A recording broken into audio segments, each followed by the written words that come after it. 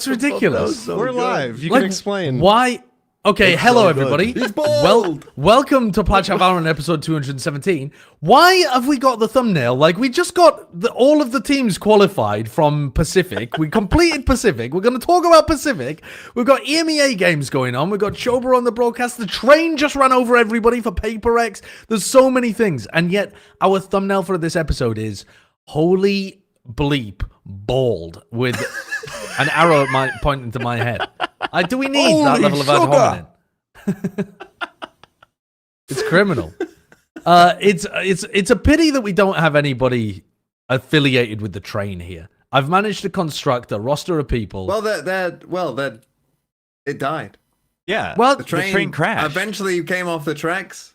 No, Sliggy put Mini into the coals, and then they crashed. But they crashed in Toronto, but they crashed. Yeah, exactly. They already made it to Toronto. Toronto. And then, boom. But I think that was their goal all along. Like, they essentially Blow reached up their in destination. Well, They haven't blown up in Toronto yet. They haven't even played a game in Toronto. Maybe they will blow up in Toronto. Maybe they'll go 0-2 and just bomb out immediately. But wow. I think people were very much looking forward to the train lovers destroying us. And I do say us, because whilst I was certainly the biggest non-believer in the train, TMV, you've somehow manufactured a train neutrality kind of clause. Yeah. Which never... Switzerland. What?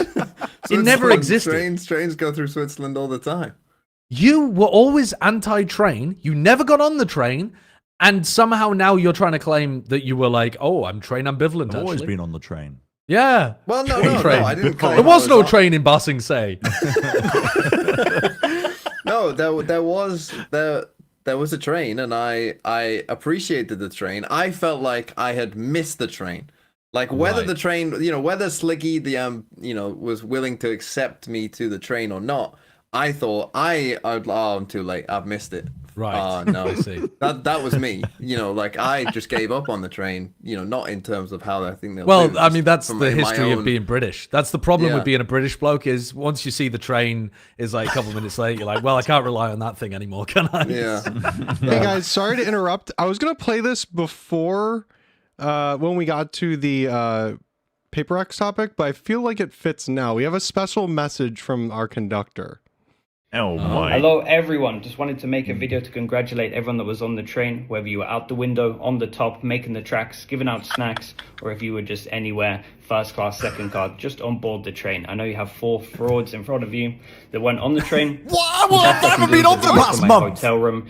I was going to do it from the hotel gym on the treadmill, but I know that Sideshow is invisible to anything that's on a run, so he wouldn't have been able to see me. So, for my next trip, what I'm going to do is I'm going to give you the next 20 minutes. I'm going to save you some time. For the next 20 minutes, Sideshow is going to flame PaperX. He's going to say everyone against them crumbled, no one played well against them. He's also going to say that I had insider information, which might be a little bit true, but at the same time, I was visibly, vocally shouting out loud that they're going on a run. I wasn't allowed to say anything. I'm trying to tell everyone that they're going on a run, but he's too stubborn. There's 2 things that he has that can't be cured: baldness and stubbornness. It's there forever.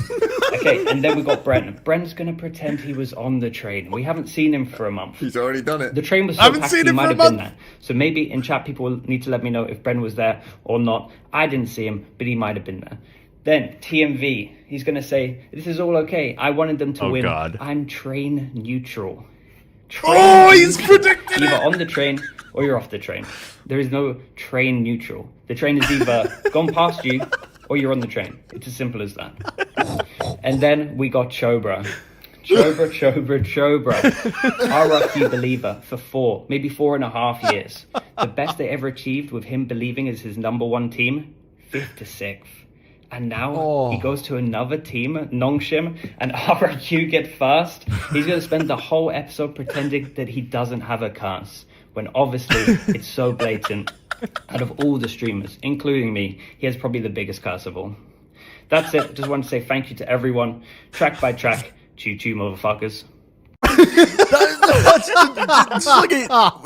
That's just demonetized. Oh man, it's 5 minutes. This might have been think 5 it's meant minutes, to- but He did warn Honestly, me about that's that, just but so I good. thought it was good enough to run anyway. That's true. That's so good. I was expecting just like a 10-second like track by track or like something. Little glory, little glow. That was- instead went one by one. Wow. Dude, Okay, he cool. actually, I'm not gonna lie, he dismantled us as well. I mean, we got personally taken to pieces. He predicted every part of it. Well, no, Every well, part he of did it. get me wrong. Because Well, he said gave he you a said bit I of wasn't an on the out. He train, said- but I might have been on the train. He was like, somebody let me know if Bren was on the No, train. he said Bren hasn't been here in a month. We don't know where he is. He could have been on the train. Yeah. I mean, where were you? I was in the woods, and I've just emerged from the woods after hiking for like a month. You know, like the backpacker goes missing in the late 20s because they're tired of society. That was me. I'm tired of all of you and chat and Right. Valorant, the entire scene, all the drama, the children. We're going to run a little test here. I'm going to take my ADHD meds. We're going to see how long it takes for me to lock in. I need starter timers. All right, time has begun.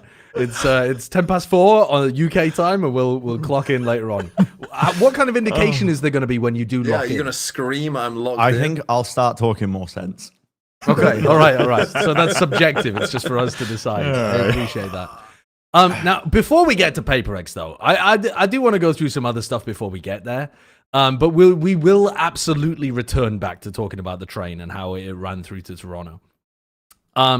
First of all, if you are a member, appreciate it. Thank you for becoming a member. There's like 1,000 of you that are. Really appreciate that. Every week we get a member question. The member question for this week is, what super team has been the biggest disappointment?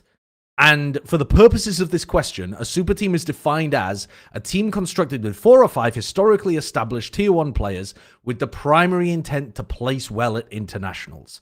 So it has to be a team that was built with the main purpose being to place deep at internationals. And I suppose just to kind of twig our memories a little bit, this has probably been mentioned because of Vitality's flop just here, but other super teams would include, I mean, Loud was a Brazilian super team. NRG could have been referred to as a super team at some point. Maybe T1 you could define as a Korean super team. Fnatic 2023 obviously are like the quintessential super team. If we're going to be quite relaxed with the verbiage and not be too pedantic about it, what do you think? I mean, maybe Leviathan you could even argue last year when they had Aspas. Yeah. I mean, Leviathan you was have the to first remember team as that well, came in to my mind. The Yay C9 team was being called Yeah? a super team. Yeah, it was. Now, I disagreed with that definition as well, but again, we're not going to get pedantic about it. And they only played like one game. Well, yeah. What did they- did so they they were the play most 2? disappointing. Like 2 games, I think. That was maybe the biggest disappointment because it just tanked EA's career afterwards. And we got so Yep. gassed up about that team and then they disappeared into nothing. But the disappointment there was more to do with never being able to see whether they performed. Yeah. Yeah. Yeah, but you are also Leviathan talking was the about picking first up the team. best player in the world by a mile, and then him ending up in tier 2 because of your choices. I think that's a big contender. If you count them as a super team, which I think even looking at it, you could easily say that they weren't at that time, even with Ye. But if people are calling them a super team, I mean that's a pretty major disappointment. You barely even got to see them play. What's more disappointing than that? They barely even existed. Brent, I would say Leviathan Leviathan. made 3rd at Champs. I don't give a fuck, man. That entire year was a Mickey Mouse year. 2024, it genuinely, like, you have a condensed season, no consistency from any team whatsoever because they have no time to prep, no time to rest. If you make an international event, it's literally a debuff for later on into the year. It was all over the place. And Leviathan, I know now, they don't have a fucking clue with what they're doing in terms of building rosters. They just don't have a fucking clue. It's obvious at this point. They've got people inside the team who know nothing about Valorant telling them we're going to pick up this player because they're popular. We're going to pick up this player because of this, XYZ. Building their team. There's no rhyme or reason as to the way that they've built their teams from honestly, from 2024 to now. There just hasn't been. They built it based off of, do the fans like certain players? Do you think we'll get jersey sales? Do you think these players will be popular at an international event? They don't make sense when they're building rosters. They don't have a foundation. So easily, they intended for them to make international events, but I'm surprised that they even did, to be honest. I'm surprised they had a glow up at the end of 2024 because they attended 2 international events. One of them, I they forgot about performed that. very poorly in. I forgot. Yes, do you remember? Yes. But they did actually look like right before we were going into the biggest stage for champions on the transition into the final 3 days. Lev looked like the favorites, and Aspas looked like he was going to win the MVP, and like they were just going to kind of storm through the upper bracket before EDG came back through. I don't They know if were they looking- Most people picked them against EDG. Most people picked them to most win people against picked them to EDG in beat the upper EDG. bracket finals. And they arguably should have done. I mean, that That's abyss end of crazy. the I yeah, I didn't guess do in that, that but- match, yeah. was yeah, fucking yeah. crazy. Aspas just walking around on his own What all the about time. the chat has actually brought up a great one that I don't normally think about at all. Sentinels 2023 was, I think, intended, if we're using the chatter's definition, to place deep at international events. And they ended up being a categorical flop, like an astonishing flop, with Def as the caller, Sassy having to move over to Smokes instead of playing Initiator for them. Oh, I like, that forgot was about a that. bad one. Yeah, that might was take the pretty cake bad. for me. Yeah. They told it because I mean the fact that I forgot about it I think is pretty indicative of how disappointing it is because I totally wiped it out of my memory. Sorry, not Def though. NRG. I've got. I mean, for anybody who didn't catch it, for any audio listeners, the member who sent in the question said you're not allowed to pick NRG 2024 because it's too easy. Yeah. Current Vitality are giving them They a run. should be though. the top pick, though. They're giving them a run currently because it's not even the end of the season yet. They could be even. There's maybe even levels to this that we haven't even reached yet.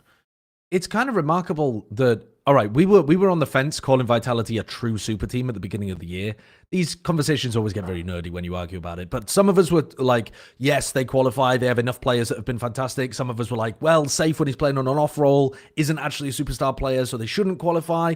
Now, having got rid of Trexx as well, it does remarkably seem like one of those teams where they've actually un-super teamed themselves by going from Trexx to Sevov because they've kind of hit that critical mass where they no longer have as many superstar players. But I don't think that's the reason that they're losing is because, Sevov is bad. That's not a fair take unless you're Trexx on Twitter. But to be But with Vitality though, they did technically still win kickoff, right? They weren't like mid the whole time. No, It's and they just could that they're- resurge for champs. They could do a loud.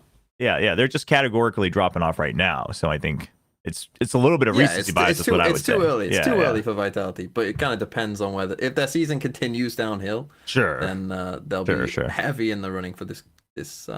And I think this is Bren's meds kicking in. That's what Yeah, his meds definitely hadn't kicked in when he called 2024 a Mickey Mouse year. No, that's A whole crazy. year of Kong won a VCT Mickey Mouse was MVP. Mickey Mouse. And Team now, Heretics in the mud. what? Now, the meds are kicking in just in time for us to look at the Toronto patch. Let's move on to that. So we knew that this global was going to be played on a vastly different patch. It's going to have a new map. They have done that before. I don't remember a time in the middle of the year, not at the very beginning of the year, but middle of the year, where we've had such a large meta shift going into a global event. Normally, this is crazy. Normally, it's like going into kickoff or going into stage 1 or into stage 2, where you get like the domestic stuff, and then you ramp into global, and people know what they're going to see. We've got no idea what the hell the meta's going to be. We don't even know what we don't have a clue because they've killed Teo. They put a gun in his head. And they nerfed Breach in the same patch too. I think that this is Teo needed to be nerfed. Don't get me wrong, and I think these changes are probably good and healthy for the game. But at the same time, I don't like the timing of it. Where this is the Toronto patch because teams have. Listen, mate. The last time we had an event where we didn't know anything about the teams going in, it was like lock-in.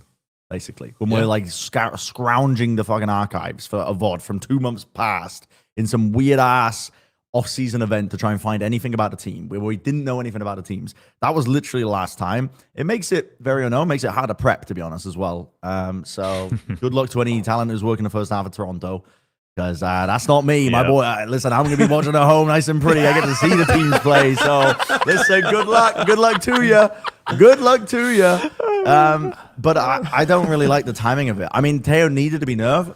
I appreciate it as this weird balancing act because, again, people are sick and tired of playing it right now in the game, playing against Teo, because the skill ceiling of the agent is so easy to reach now after watching pro players use it that it's like, even when we're 5-sacking ranked in like, God knows, like diamond average lobbies, right? Well, I'm playing against teams that are like min-maxing post-plant util. Like they've got a Brim Molly lineup, they've got Teo Salvas, they're like really rinsing that aspect of the game to the point. And if that's already bled down into just that level of gameplay, the agent needs to be cooked. It needs to be cooked. So it needed to be done. I just hate that the timing of it has worked out to such a degree that it's going to mean a lot of teams have to revamp their comps, because this does completely kill Teo. And Breach But alongside sorry, it. just before we go into the Tejo twist, do you think fans will actually enjoy seeing something completely different? I mean, let's ignore the fact that they don't like Tejo. If you just twisted a meta entirely before every global event, do you think that makes it more fun for viewers or less fun? I think the casual viewers will. Yeah. Yeah. The majority it's more will. fun. Yeah, apart from Ascent. Ascent will be more boring. Sure. Ascent's going to be Because Ascent currently has a good meta, you mean? Well, Good yeah, meta. now Ascent's just going to become... Well, it's meta. very, Ascent's now just going to revert back to how it's always been, and no one's going to... No, I don't know if brother, that's double true. Senti is even stronger. No. Yeah. The Breach Teo, Yoru, like they've indirectly nerfed Yoru because of the Breach nerf. Like, because again, the comps rely a lot in terms of just like pinpointing players, fault lining them, trying to set up players really well. Breach Teo was like one of the only reasons that teams were able to get past some of this double sentinel shit that people are running on Ascent. Like, now you're going to see be like teams... what happened at Champs. Teams came to Champs with fucking double Senti, and then fucking Trace beat Lev, and everyone goes, oh yeah, that's shit. Just play the old shit again. I don't.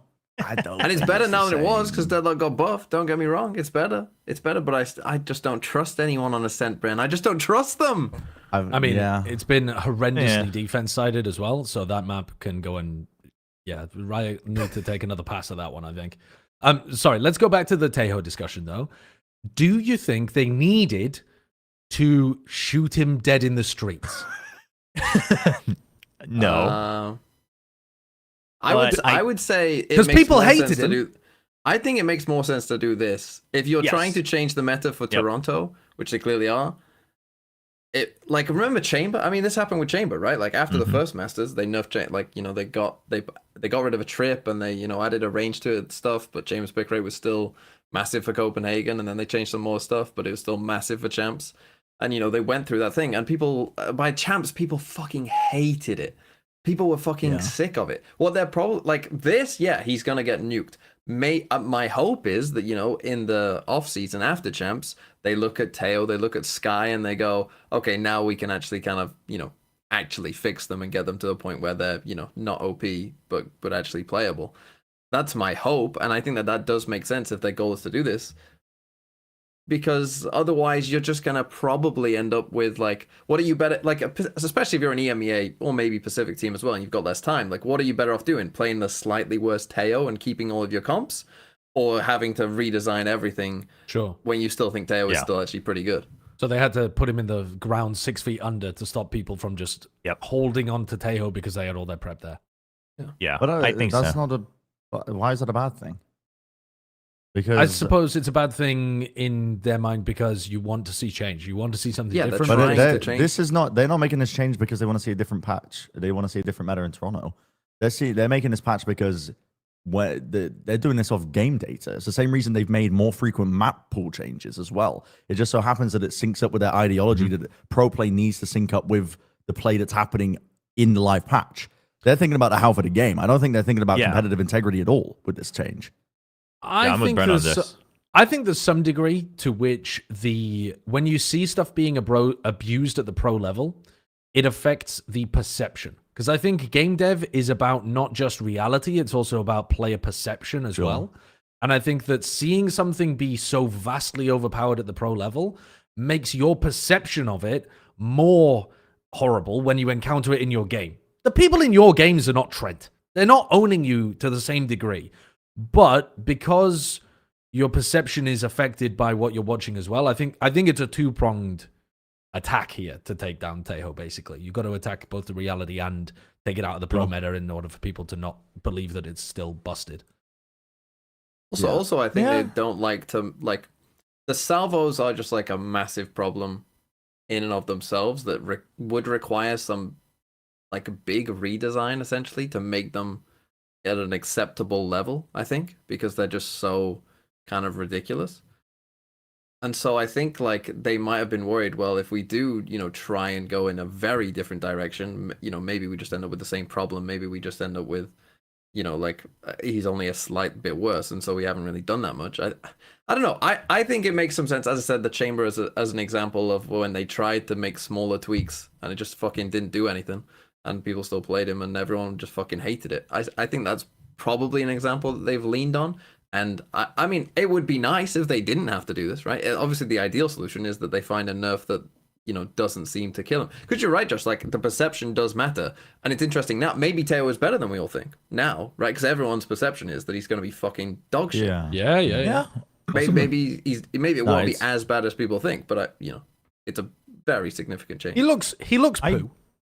He looks pretty bad. I think the biggest thing is that there's just now there's like, it's the opposite end, right? It used to be too easy to use him, and now it's like too much friction, so to speak, of too much decision making of like, do I do this, do I do that, where it's like, oh, I could just use Gecko again, and it's just like, oh, I could just have util every 10 seconds and, you know, help coordinate an attack on a site or whatever, depending on the map. So I think it does go on the opposite end. But I do just want to point out that I find it amusing that they nerfed Astra stun to 3.5 to get it in line with everybody, and yet Teo still has a 4-second stun despite all these nerfs. So that just, to me, the reason I'm bringing this up is like, if you're gonna nerf him to the ground anyway, why not just like align everything when you say that's your goal, right? Like, why even nerf Astra randomly last patch and then be like, Teo still keeps a 4-second stun? So I do think this is a bit of an emergency patch, both for game data and the VCT. Okay. Why the hell have they nerfed Breach when he's got one of the lowest win rates, at least whenever they talk about it? I think because in conjunction with Yoru and Teo, he's insanely strong. Because again, people in ranked have realized that this is... I would be curious to see what their numbers are on game data after these changes without the Breach changes, especially with Fracture coming out of the pool too. Because I think once you take Fracture out, which is one of the most popular maps in ranked, at least for running Breach Teo and in pro play, but in ranked especially, like in ranked when I'm playing, I'm rarely ever going to get a Breach Teo because people are just playing whatever the fuck they want. But if it's Fracture, you're almost always going to be playing against a Breach Teo, at least at like, I don't know, like Ascendant Plus. So I think because of the map pool and like these other changes have just all aligned to make Breach seem pretty OP. When I would like to know what their game data is though, because they've frequently talked about him in the past being underpowered and being one of the least powerful. Yeah, I'm not sure. It's just too much for me though. Like on top of the map pool changes, the teams, like we're just gonna know absolutely nothing. Like I feel like we made such a good change this year by spreading out the season across, like giving teams adequate breaks. And I was like, finally, we're going to get to see some consistency. Like all this talk about having a dynasty in Valorant, like a team that can actually consistently get results. The closest we've come to it is Fnatic. And it's like, you've made all the right changes, and yet you've made overall changes as well to counteract the breaks that we're now giving to teams, which is like, that counteracts burnout. But like, God, you're having these teams reinvent the meta constantly. But then they're also not really undoing the burnout because they have tournaments before and after Toronto. Oh, so well, I'm just ignoring EWC, which I think everybody else should. Well, but also I love the idea that you this year were like, wait, maybe there's going to be a dynasty after T1 wins Bangkok. You're like, they're the team to do it. No. Maybe Brent's the curse. Before the T1 dynasty. Before Bangkok. And then T1 just decided to be like, oh, actually, we're going to internally implode 1 week before and look really good and win the entire event. And then we're going to implode even later, actually. So we're going to look even shit for the entire year now. And I was like, oh, okay, there it is. There's a T1 that we all expected. Thank you for taking a title for the first event. And no one's going to talk about you now for like 3 years. So that's cool. We're getting bitter Brent today. Go on, yeah, jeez. I do want to point out though, because originally I had the same reaction that I think this patch like really sucks for the teams, et cetera, et cetera. But also, if you consider them patching for stage 2, then the teams who didn't go will always have an advantage, right? Because you'll know about the map pool ahead of time, you'll know about the patch a little bit ahead of time, et cetera. So in some ways, I think it's like, you know what? In the grand scheme of things, maybe for the teams at the race, I don't know how the players feel right now, but in hindsight, I think it might actually just be better for the teams that are going as well, because it's like, it kind of sucks that we don't get to show what we've built up. And I think for like the broadcast and the cast, it sucks because there's no continuation, but you know, you get to actually practice on stage. So in some ways, maybe you even have an advantage now of having gone to an international and like tested things in a live environment and scrimming with other teams that are there and then coming back. I've got. I think the biggest problem is though, this would be fine if everyone qualified at the same time. I think this is a problem because EMEA is finishing 2 weeks after, Pacific's finishing a week after. Like, if everyone finished when Americas and China did, like, you've got a month. You know, you've got a month to change stuff, and knowing that, like, this is coming out. So, like, you know, you could probably start to figure some stuff out. The fact that, you know, we're on different timescales. I mean, even if there wasn't a patch, that would be a bit strange anyway, you know, to give some teams like 5 weeks of prep and some teams 2. Like, you know, that just seems fucking weird anyway. Yeah. But now that we're having a massive meta shift and a map is changing as well, that just seems like it is unfair. Like, it literally is unfair. It hasn't deliberate, like, the intention was not for it to work like this, but what's happened is that the region that plays the least Tejo, EMEA, are the ones that are the closest to, you know, have the least time to adapt. So that's just a coincidence. I'm not saying they invented it to be like that, but there is, in some sense, it kind of like works out a bit better for them maybe. But I want to ask you, who do you think the biggest losers of this patch are? And then we'll go on to winners afterwards. G2. But who are the biggest losers of this? G2. You think the losers are the I don't think are G2 are the G2? biggest losers. I Don't think G2 are the biggest losers. No, because they banned Fracture. So they're picking Sure, up yeah, free map pool, they're fine, but brother, Oh, most of their comps are running breach Yeah, but that's Teo. coming in. That counts as the fucking whole patch, though, doesn't it? It's yeah, both. but I'm It's thinking, both. I'm thinking this, to me, I'm on the side that I believe in it, but this is like the greatest test now ever of Anders as a coach, right? He's known to try to get ahead of the meta, to try to dissect patches and the new map pools every time, and he's known to try to implement that ASAP. Dude, 663 rounds of Teo is insane. It's insane you guys don't think G2 is one of the biggest losers this patch. No, but I don't give a fuck if Fracture's out of pool. But like, I just think I actually have bigger hopes for them to be able to adjust their comps. Yeah, there's definitely an argument there. They've been one of the best teams before this. They're probably going to continue to be a very great team. But my God, is it a debuff to have your entire map pool essentially squandered and having to rebuild it? Like, God almighty, that's tough. And there's another team as well. That's true. There's another team that's going to be struggling a lot is RRQ, which I was like thinking about it when I was VOD reviewing them, is that they're having this massive upswing in performance right now that's occurring around this Teo patch. They have not shown evidence that they've been an okay team, a great team maybe at times before this, but like Crazy Guy and the Teo has been paramount to them just owning. Yeah. So like that's another team that's going to be struggling. I think that we might look back. I hope this isn't the case, but I think we might look back at Toronto and think that this has been a bit of a Mickey Mouse again, which I just hate. I hate. So I hate. we got 2020, all of 2024, and Toronto. T1 is smiling at this. And Bangkok according to Brand. tournament. I mean, Bangkok, because he won one, is a Mickey Mouse according to Brendan. Yeah, that's a Mickey Mouse. All of 2024, Mickey Mouse as well. Yeah. Fnatic are really doing well in your mind, Brendan. No, Fnatic actually, I'm quite pleased with. 2023, Actually, wow, what a year. I'm quite pleased with Fnatic. I think I'll get onto them when we're talking EMEA. All right, Yeah. okay. So let's go the biggest winners of the patch, though, because I think that'll probably bring us on to our next topic pretty easily. But there's a bunch of EMEA teams that are not playing as much of the Tejo.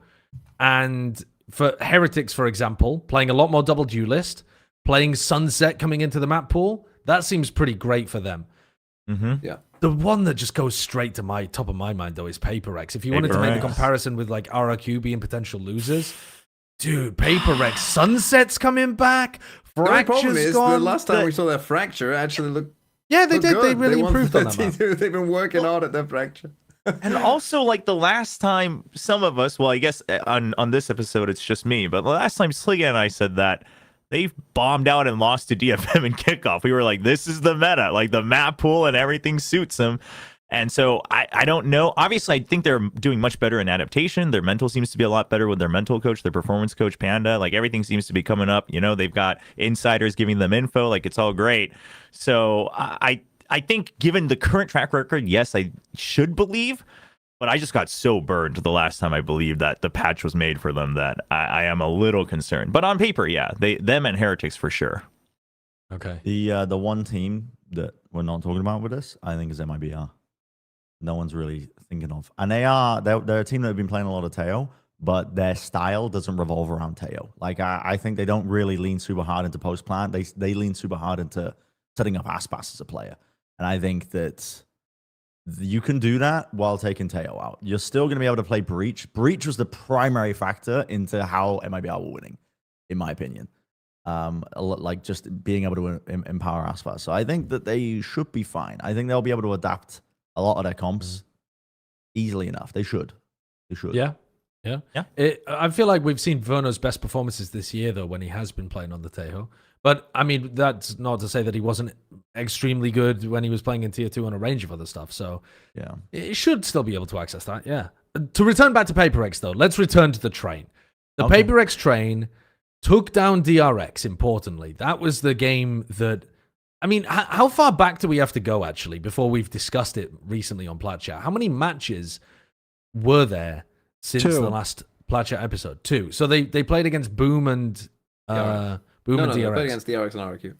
Yeah, sorry. DRX and RQ. Yeah, it's just the we'd already talked about the game against Boom, had we? I forgot about that. I was not a believer. I'll just start there. Are you a believer now? No, he's still doubting it, even after they got logically factually. No. Doesn't think they can. During the DRX game, I was annoyed at DRX for losing certain situations, but I was forced into a grudging acceptance. He was so fucking mad. I mean, I was in a call with you at the time. Pissed. He was fucking mad. I was pissed, man. But they did play some pretty decent Valorant, to be honest. And then I watched Sliggy got it right, though. You at one point did say that they made it because everyone else was playing shit against them. And I would have agreed with that up until I think... I mean, the DRX game... I wasn't a fan of the map veto to begin with, right? Yeah, I thought that they should have gone for... I can understand why they did it. They needed to win the second map and the third map in order to win. And that was going to be the same no matter what happened. If they picked Fracture, they still needed to win on Fracture, and they needed to win on the third map as well, right? So I can understand why they picked Icebox to ensure that Fracture was going to be the third, because that way it just guarantees the maps that you want in the pool. But I was still a bit annoyed at DRX until I watched the next game of PaperX and how bloody well they played against RRQ on Fracture as well. And I was like, oh, actually, I don't think there was a chance. Because in my head, I was still thinking PaperX were going to play a bad Fracture. And so in my head, I was already locking in, well, if DRX had won either of those first 2 maps, they would have won the series. And I just don't think that's true based on what we saw from PaperX playing against RRQ. No, but that doesn't excuse that it was a strange map veto from DRX. Because they picked Icebox, a map that PaperX had played once, and they beat DRX that one time that PaperX played it when they were playing shit, and DRX, the last time they played Icebox, got fucked by RRQ. That is a really weird Of all the maps to veto. pick, it was a strange one. And then they didn't look that good on it.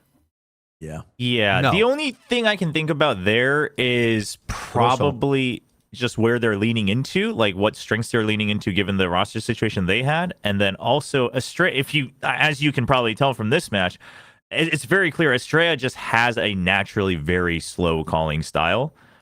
And I think that's probably where they were like, hey, like Icebox, pretty straightforward. You know, we wait, we get info, we mask info, and then we go and we fight. So they probably thought it was simplified. That's the only excuse I can give them. Because I personally think even the Pearl would have been better. Because they've beaten the Phoenix even in the days past. Like, they can prep that. Like, they know how to play against it. But I think you got to give credit to PaperX, though, because of how they played for against sure. their comp on Icebox. The 4th clip that I linked, which is the insane vintage PRX with this eco win. Clickbait title that I've attached to this, but it's so Just true because even before this, I think PaperX looked really good at slowing down the right moments, which they've never done in the past. But here, the entire point of this like comp that they're playing with the Viper Harbor is almost just like, especially with the Teo, they think they're going to get a main control for free with the salvos. Yep. But Jing completely breaks the timings with this Omen pick. Like, the Omen pick can TP past the salvos and get these deep lines early, and they just weren't ready for it. This is an eco round, and this is a great example of just, one, PaperX know how to take advantage of DRX's comp, because none of them are ready with guns out onto the angle. Jing gets a pick. They're scrambling. DRX are like, okay, well, we gotta ferry back the gun. PaperX are already making moves, re-clearing down into mid to see if they can get another pick on the eco. Then they start stacking over towards B, and then they're left in this scenario. And listen, admittedly, DRX make a lot of mistakes in this series. Listen, they do. They definitely do. But you have to be a good team to pounce on it at the same time. Like, you do genuinely have to be great to take advantage of it. I mean, we can skip ahead a little bit when Estrella decides to forget that the Cove exists over and over again. Yeah. That also Bro, he had happened. a- Don't he know had a what the nightmare hell of a was game. going on here, bro. But again, got PaperX nervous or were something. on point to jump on top of it, and they ended up converting that round win as well because they just jumped on them and they hit a few nasty shots as well. PaperX right now have got great qualities where they still have the individuals. I think they got those massive individuals where they can absolutely turn up. Like one right click and a snake bite. Listen, Cove, mate, Cove's saving you there. Don't know, you're not taking as much damage, but they've added a bit more nuance to their play as well. On top of it, they're being able to recognize weaknesses in terms of comps and like what TRX are expecting there, and it's not just all go go go. Like this clip that I pulled is very much go go go at the beginning, but they're also being able to like slow default a lot. They're being able to add pauses into their rounds, and I love this. Look, they're all on the same page. Like they immediately come up with the right idea of what to do. Forsaken, he's like on 15 HP, but he knows that he needs to trade this kill out immediately when Devi gets dashed on. The decision making is all there at the moment where they're playing together really nicely. This PaperX team really, really nicely. I think this brings me on to a central point that Sliggy alluded to, was that their defense actually in that map was, and in fact across their maps, because on Lotus it's been amazing too. Their defense has looked stellar, like really well done. And I think Estrella called quite a bad game, couldn't figure out the way of cracking through it, had bad individual game as well. So I'm gonna play into Sliggy's narrative of me being the coper that everybody crumbles against them. But it's double-edged, right? You have to have a good defense in order to put the pressure on the attacking IGL. And the point that I wanted to bring up was Sliggy knew he had inside information and he was pumping these stocks because he had inside info that Mini was helping PaperX on the defense side. And he didn't mention it. He didn't give specifics. He just pumped his own narrative, inflated his own prediction stocks, whilst pretending that he was working with the same information that we all were. This insider trading, Nancy Pelosi looking motherfucking slug is out here trying to disrespect us. Senator Sliggy. It's unbelievable. Yeah, but it is. I don't know if I agree that their defense looks that good. You say as something jumps with an operator. Yeah, but into his death. But this like their dominance on Lotus on their defense side here was more akin to the fact that they again I think realized that something with an operator can get tremendous value. You're playing against a solo smoking Omen. They don't have a cipher Not the to best lurk. round to show that. Yeah, one of the worst rounds to show it for sure. But like they're being able to spot how to play against these comps, obviously. So like heavy leaning into the operator here. I think some of the maps as well look pretty weak, but I don't know. On some maps, they definitely just decide to give up mid entirely, and they just leave giant gaps in terms of their defaults. I think a lot of the time, Pearl, Ascent, maybe Split as well. If I can't really remember actually, maybe not Split. But I think what they do well is that they push an area of the map early, and they kind of force the attackers to go in the direction that they want them to go in, and people in Pacific can't quite figure out what's going on just yet, because I think they're expecting a bit of mindless aggression from PaperX when there's more to it right now. They're using their defense. They're like using the aggression to plug a timing. Oh, you talk about they then go talking elsewhere. about more to it, huh? Well, Bit I of mean, you gave nuance, a bit of good intelligence, huh? Yeah, I mean, that round that you Oh. showed, Brent, though, was a good example of that, right? And they round, did it consistently. round 3, baby. If you show round 9 of Icebox as well, or 8 or 9. We've got 8, I think. competing. Round 7, competing round requests. 20. Round Round fucking 8, 50, round 8, Icebox curve. Fucking send Jarvis, it. pull up the clip. Jarvis, They had Jarvis. different fucking No, ideas Jarvis, of listen to me. aggression. Listen to You're me, right, Jarvis. Chobra, No. as well. We're all fucking right. Chobra was right, because Australia was too slow to react on Icebox to the aggression on A. He's slow calling, so he's never fucking going B at the start of these fucking rounds. Getting owned by the fucking aggression, and PaperX win the round. So what round do you want us to look Oh, at? fuck, it doesn't matter what round. Just trust the words. Can we pull my round? It doesn't Round 3. matter what No, not round 3. Clip 3. Because clip 3 is this is when my eyes Click got on open. Brent's shit. This part Brent, give me here, your meds. I went. I can't. I mean, I think that would be illegal. Because PaperX, this is me coming in completely no prior biases other than understanding that PaperX have not been playing well in But Pacific. you weren't on the train. Wasn't on a train. Wasn't He was even aware train that the neutral. train was passing, actually. Like I said, I was in the woods.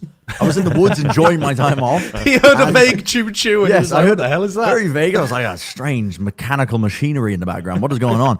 This here, PaperX, go in for their hard hits. And DRX are expecting like the next level aggression. And they contact up. They just temper it in the middle.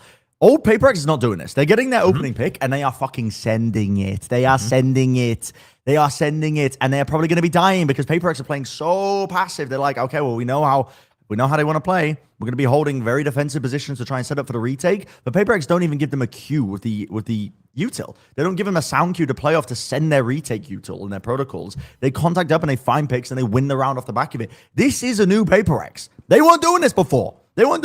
Someone's opened their eyes. Is it Mini? We don't know. Was it Sliggy? We don't know. They're all taking claim for it. We don't know. We don't know. The PaperX conspiracy. I will say also, I want to give credit to Patman as well. Yeah. What's going on in the background? Alice is like, another white man taking credit for what the minorities have done. Crazy. I mean, Chobra was looking narrative to Sliggy. Chobra's looking to give the credit of Patman. Well, just a little bit, because if you watch, obviously, again, these are all edited. Not all of it. This is all edited. All of these videos are edited, but the comms videos as well. Like Patman is very clearly being a very strong voice of reason. Like he's very vocal. He's always calming them down. He's always talking about things. There's even a funny moment. I should have prepped the clip. There's a funny moment where he even like asks for permission during like a timeout or a halftime, and Mindfreak starts just blowing up in the coaching booth. He's like, who in the world in PaperX asked for permission? But he's like making sure that everything is getting cleared by the entire team, and then he's calming people down. So I think it's a combination of, whatever drills he made them do, by the way, like Brent said, the discipline is insane. But on top of that, Brent hinted at this, but I think they finally learned that right now it's all about re-clearing for information, right? So you don't have to play like the old school info comps. You can actually play to your strengths of PaperX. You just don't have to overdo it. So, you get contact and then like 10 seconds later, they're already rotating. But the last guy, he clears again. Like he'll clear A main again or whatever. And then they're like, okay, now we know for sure. So it's definitely a big combination. But they've learned the basics like very well. Yeah. Okay, let's move on to when the train just derailed. describing a team who's going to draw. They've got the basics. Yeah. It took a long time. Let's move on to when the train derailed. But I don't think you can even call it a derailing. I think it smoothly glided into smoothly glided into its parking bay. Is that how trains work? It came into the station. It only came into the first station. It could have gone maybe a little bit further, but it came in at the very first station in Toronto. RRQ stopped the train in the lower bracket final. And then they ended up going I like how around. you don't know how a fucking train works. It got to its destination. Well, but what are you fucking taking a private jet everywhere, you fucking Tory? But surely the destination would be like winning Pacific or something. You know what I mean? There's a little bit of difference between it. You were talking about it at the I would also argue beginning. that knowing about trains is very anti-working class these days, given the price of train tickets in the UK. So like, man's Tory, you might have outed yourself a little bit. Yeah, but that's. He takes trains for fun. He takes trains from the west to the east of the country just for fun because that's like $1,000. Yeah, it's a house down payment. So RRQ ended up beating PaperX in. I thought this was a spectacular game. Yes, this was a great match. You got to see. I mean, Jemkin was playing like a freak, but to be honest, I think most people were looking at Forsaken. He played five different agents, 4 different roles. Yeah. Completely different roles. And he ended plus 34 and they lost. PaperX also won more rounds because all of the maps, apart from maybe the final map of Ascent, but all of the maps where PaperX won, they dominated. They dominated on Fracture, they dominated on Icebox. But then the others, Split and Pearl, were OT nail-biter kind of matches. So I have a question here for you, which is sometimes when a team loses a really close game like this and they actually dominate some of the maps and then lose the others closely, we'll hear stuff like, oh, well, they should have won, or they got unlucky, or they were the better team, they just didn't win today. Do you think those apply to this? Do you think that PaperX were the better team on the day, but they just couldn't quite close it out. I love that you're asking this as the sole champion of I think G2 was the best team in the world despite losing Bangkok finals. So what's your opinion on this? Hold on, don't turn it around on me. I'm the host. It's just lined up that way, you know. It's just curious. I don't think so, though. I don't think so. Despite, like, I think you could argue PaperX could have won, like, there, you know, on any other given day they could have, absolutely, obviously, because of those overtimes. But I think at the end of the day, RRQ was the better team, and I think, quite frankly, if you just consider how the rest of the tournament played out, they kind of proved themselves. Yeah, it's tough. Like, if you just before Ascent, I think you definitely could have made that argument that, I mean, because they dominated 2 maps and lost 2 very close maps, right? Like in terms of rounds 1, they were very clearly ahead. I think Ascent, like RRQ were very clearly the better team on Ascent, and kind of looked like that. So it kind of, you know, and then as you say, Chober, obviously now we know that RRQ won the whole thing. So it's kind of, it doesn't feel maybe right to like diss RRQ and say that they didn't deserve it, because they did win the game. Like, they did win those rounds that mattered the most. So yeah, on a different day, it could have been a 3-0 on a different day. They could have won the first 3 maps, and then, you know, and as they showed, were clearly the better team on Icebox. If on a different day, yeah, sure, but I think. Come on, Brent, you go. Okay, I mean, what I was gonna say is, I think that this is like a best of 5 where what happens when 2 teams get dragged up into the tempo, because Fracture starts out, and Fracture's normally a high-paced map, but honestly, PaperX looked pretty good at it. They're really like tempering it. They're faking presence with Forsaken, just running it down, trying to force reactions out of RRQ. It looked lovely. And then the deeper the series got, the faster the teams are trying to play to try and counter each other's tempo. And they were just like taking chunks out of each other when it got towards the tail end. And I think as well, the deeper you go into the map pool, the less depth you're going to find on teams' map pools as well, like in best of 5 scenarios. So I'm not hating on the fact that Ascent looked a bit like slapdash at times as well. I think both of the teams, RQ and PaperX, kind of, they had gaps in it where if they just took a breather in that moment and didn't get caught up in the moment, they could have potentially slowed down, found where the weaknesses were on Ascent. Mid control wasn't really worked at all, to be honest. But like, it's there were definitely like missing options for them. But you got rounds. Yeah, I wanted to take a look at round 20 on Pearl, because it's a 0.03 second diffuse that starts 4 rounds in a row run back for RRQ. And I think one of the reasons why I didn't agree with the question that I posed earlier, that PaperX were actually the better team in this, is because the moments that they lost, it felt like they lost them via some mistakes rather than the RRQ brilliance just simply being too much, or you know, like them getting unlucky, I suppose. Like in this 0.03, I think a lot of people would look at a 0.03 and be like, "Oh, that's just crazy unlucky." But I felt like they got very frantic and overwhelmed. If you look at the player decision making, first of all, Gen.G and Cushy played an outrageously good map on Pearl. Cushy in particular played spectacularly, but Gen.G was just there the entire time, putting up like 30 bombs on every map, basically.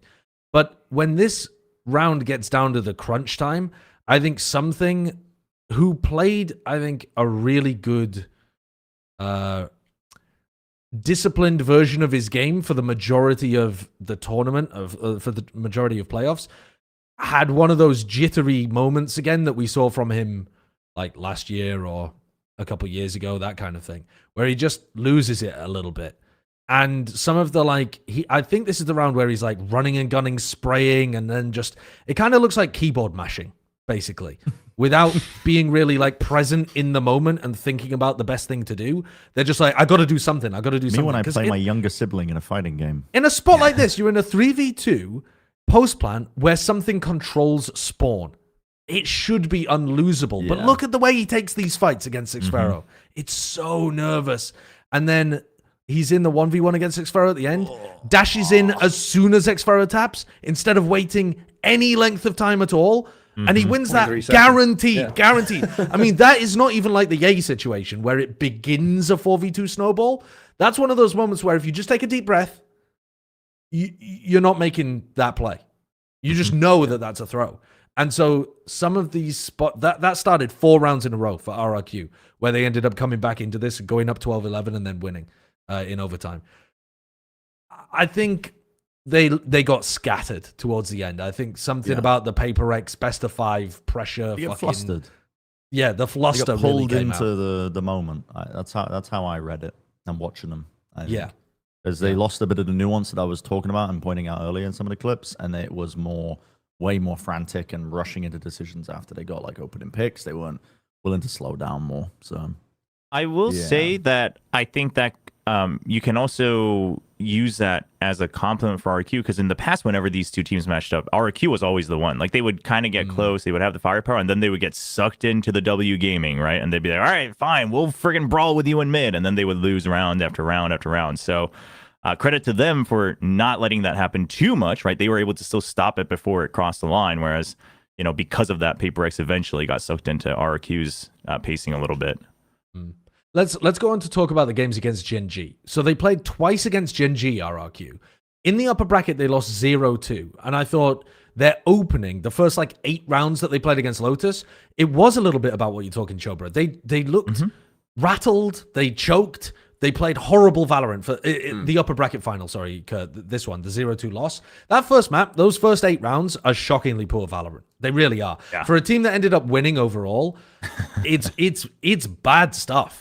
And they talked about it in the interview afterwards. They were like, we just came in really cold. You know, like we weren't playing like ourselves. It took us a while to warm up. It was a different team that took the stage in the grand finals, for sure. A completely different team. Yeah. Not giving a lot of credit to Gen.G, though. Well, okay. So what would you say? what would you say the benefits or like the credit should be for Gen.G? I think Gen.G's it's the credit. I mean, the benefit's always been their coaching staff and the ideas that they come into games with, because they were coming in with cool ideas for pistol, for bonus, and everything. I mean, I've got 2 examples I think from that game, which was the icebox anti that they had, where they just took one look at the opening defensive default of RQ on icebox, and they saw that Xfero likes to play behind his turret as a bit of like extra armor down mid. They buy 3 sheriffs, they take 2 of them down mid, swing them with a ghost. They get a first pick immediately. It's an awesome, simple anti-strat where Gen.G, like this is what made them such a fantastic team prior. It's always been the coaching staff, I think, and coming up with these excellent plans for round 1 and to try and snowball it further forward. So really simple idea, works wonders, and then they slow down the rest of the round and they make sure to find ways to win it. They had a cool pistol trap setup on Lotus, which it didn't work. It didn't get sprung, but it had barely any holes in it in terms of the way that they were playing. I absolutely loved the setup on Lotus. I mean, I don't know if we've got the minimap zoom feature, Kurt, but that is literally the only thing we need to look at with the first clip on Lotus, which is the Lotus trap play.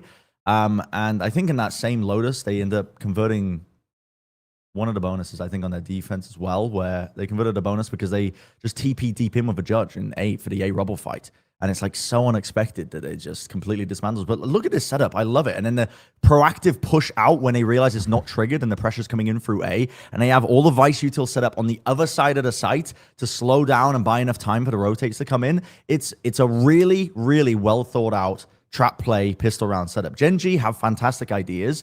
And I think RRQ just came in as well with better preparation. They made changes in the grand finals on top of that. The previous maps that they ended up losing, they weren't running into the same mistakes like on Icebox.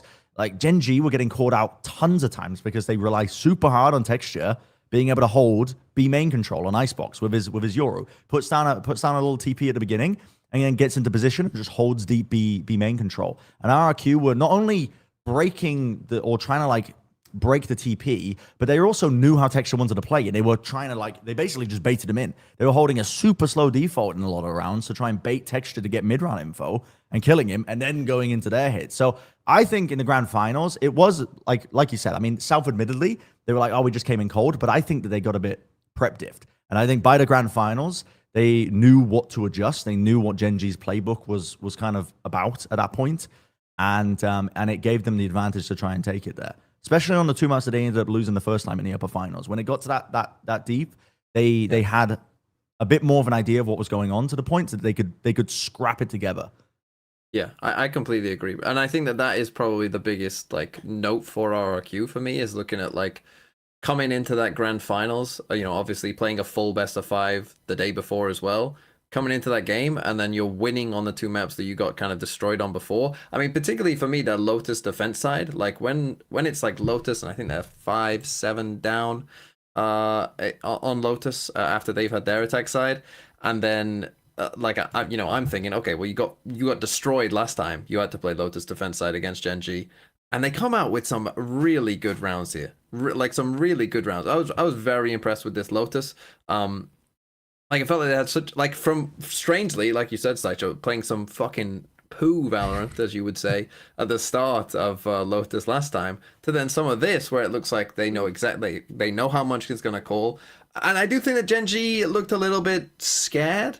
Like there was moments I think where they were a bit timid. It felt like on their attack side. I think there's a round, like if you go to round 19 on that cut, like you'll see, I think an example of, they're sitting outside C, and it's like, oh, there's a one way there. Oh, can't do anything.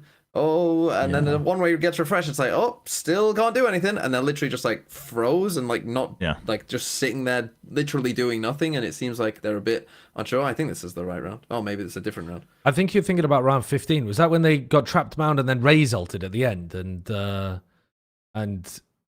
they got taken out? That was the round 19 was the round where they missed the trap play on the timing. Yeah, That was this one. Yeah, this one was chaos. Yeah, this one was This one was a little you can see the vision from ROQ. Yeah, but they just timed it wrong. Sorry, they don't have a they trigger didn't quite for get. No, the trigger is the door opening, but it doesn't. There's no one holding for a deep push. Like when G2 do this, they have Jorgamel holding the trigger from main as a Yoru, so we can TP out. Yeah, like this is they don't have it early enough. Yeah, they definitely don't have this early enough. But they still managed to win this round, even though they got that wrong. They still managed to win. And I still think you see some mistakes here from Gen.G later on as well. Absolutely. There were many situations actually in this attack side for Gen.G where they got into even player advantage spots like this, but they couldn't close it out. They were missing a little bit of that Gen.G magic, I think, that normally comes out in tight rounds. And instead, all of the playmaking and the timings and stuff were going the way of I remember this now. Watch the way they play this 2v2. It's so good. This 2v2 is so good. Like the patience here of waiting, completely waiting, chilling, waiting for the one way behind. Just here, this one way, just all waiting, and then look at the timing on this flash as the Pharaoh. So those goes flash, both of them flash. Wow, it hits both. Look at that. It hits both, and the reason I was thinking about this clip as well is because it really shows that Jemkin now truly can play the Yoru as a complete team Yoru, right? Because he understands how he needs to time the flash plus the clone to make sure that he guarantees the flash or info one way or the other. So either Xvero or him absolutely get at least 1v1, but they actually get both. Like that 2v2 was insanely well done.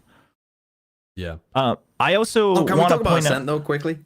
Oh, I just want to talk about Lotus. Lotus real quick. Yeah, Lotus and Haven. Just a couple rounds. If we go to the last round of Lotus as well. So this is just one example because there's several examples where basically what Brent mentioned earlier about what Gen.G did during the upper final, RRQ does here. If you look at their buy is weak. I mean, they have an Op and an Odin, but that's about it. Crazy guy, great with the Odin. So he's holding there. This cool.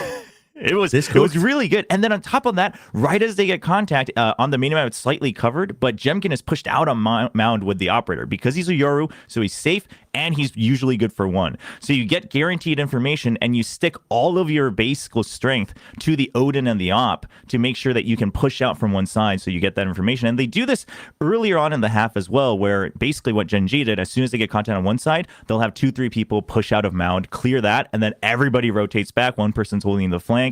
And then you'll regroup based on how the round plans out. But the prep that crazy guy did, I mean, he talks about, along with the coaching staff, he talks about how he only slept like an hour going in from the lower finals into the grand finals in the post-match interview. And they had to play 3 days in a row.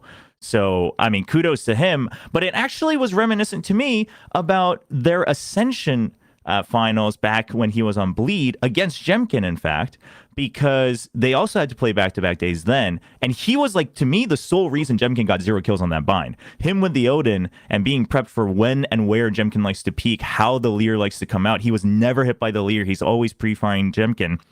And Jemkin can't take a fight. So I think you saw that prep and the IGL lane come into play on that one. But I also want to talk about Haven. So first, let's talk about RQ since we're praising them still. If we can go to round 16, Kurt, one of the big changes that they did, which actually, now that I think about it, it's like, why didn't they do this earlier? But I guess it's also you didn't start on the same side. If you look at the trip on A site on sewers, they did this once on the anti-eco, and then they start here from round 16 for 4 rounds, and it doesn't get cleared.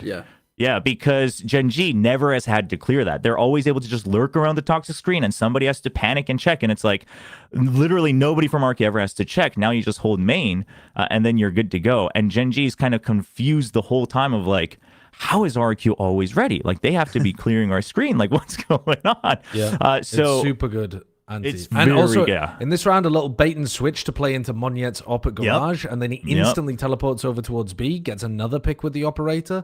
It was a very, very good showcase of how they wanted to play this defense side. Yeah, They're so good at the little micro stuff, the tiny little details. Because the previous round as well that you pulled down, where they were supposed to be on a half buy round. How often do you expect one of the players to buy a fucking Odin on their half buy round where they're saving an operator? Yeah, You he just bought don't. that as well. Yeah, they that bought wasn't the saved. Odin. That's what I'm saying. You Yeah. don't expect that at all. It's a tiny detail, but it just makes the A hold way stronger, like you were saying. Like it's a tiny little thing to add in, and it makes all the difference in that prior round. And even stuff like this, where very reminiscent of when Cyphers just send a deep cam down C long to punish teams not having an attack side default that breaks it early. And it just gets mid-round information. But it's a great way to deal with this Viper lurk where it's so unusual these days to see, but normally is like just, I don't know, they're just in the walls. They're worrying about where the Viper could be at various points. It's awesome. I think... What do you want? One last thing, because this I think is maybe it's a buff because Teo's going to get nerfed. But if we can play round 18, Kurt, I was flabbergasted. It was like watching Meteor play Teho, because Gen.G, this ult is from Ashe against RRQ's retake, and it literally allows RRQ to mask their sound on tapping the spike to get in with visual obstruction onto the spike. Like it literally just makes everything easier for RRQ because he starts it on the spike and then it pushes forward. So is this the round where Ashe also missed his salvos? Yes, and then he misses his salvos as well, which I kept rewatching it. I actually can't understand why. Like he clearly panicked because he was suddenly last alive. But brother, look like it's an iPad. Why are you salvoing front B? Yeah. I don't know, but I was so flabbergasted at the ult first that I didn't when I was watching it live. I didn't even realize the salvos missed. I was like, what is going on with the ult? And then the salvos are. I think basically what he thought happened was that maybe he assumed his ult was put the other way, and he was so good. And like they were like pushing out. But then he would use the save them for the spike anyway. There's just no. Yeah, it was just anyway, so weird. Gen.G big winners from this patch apparently. Yeah.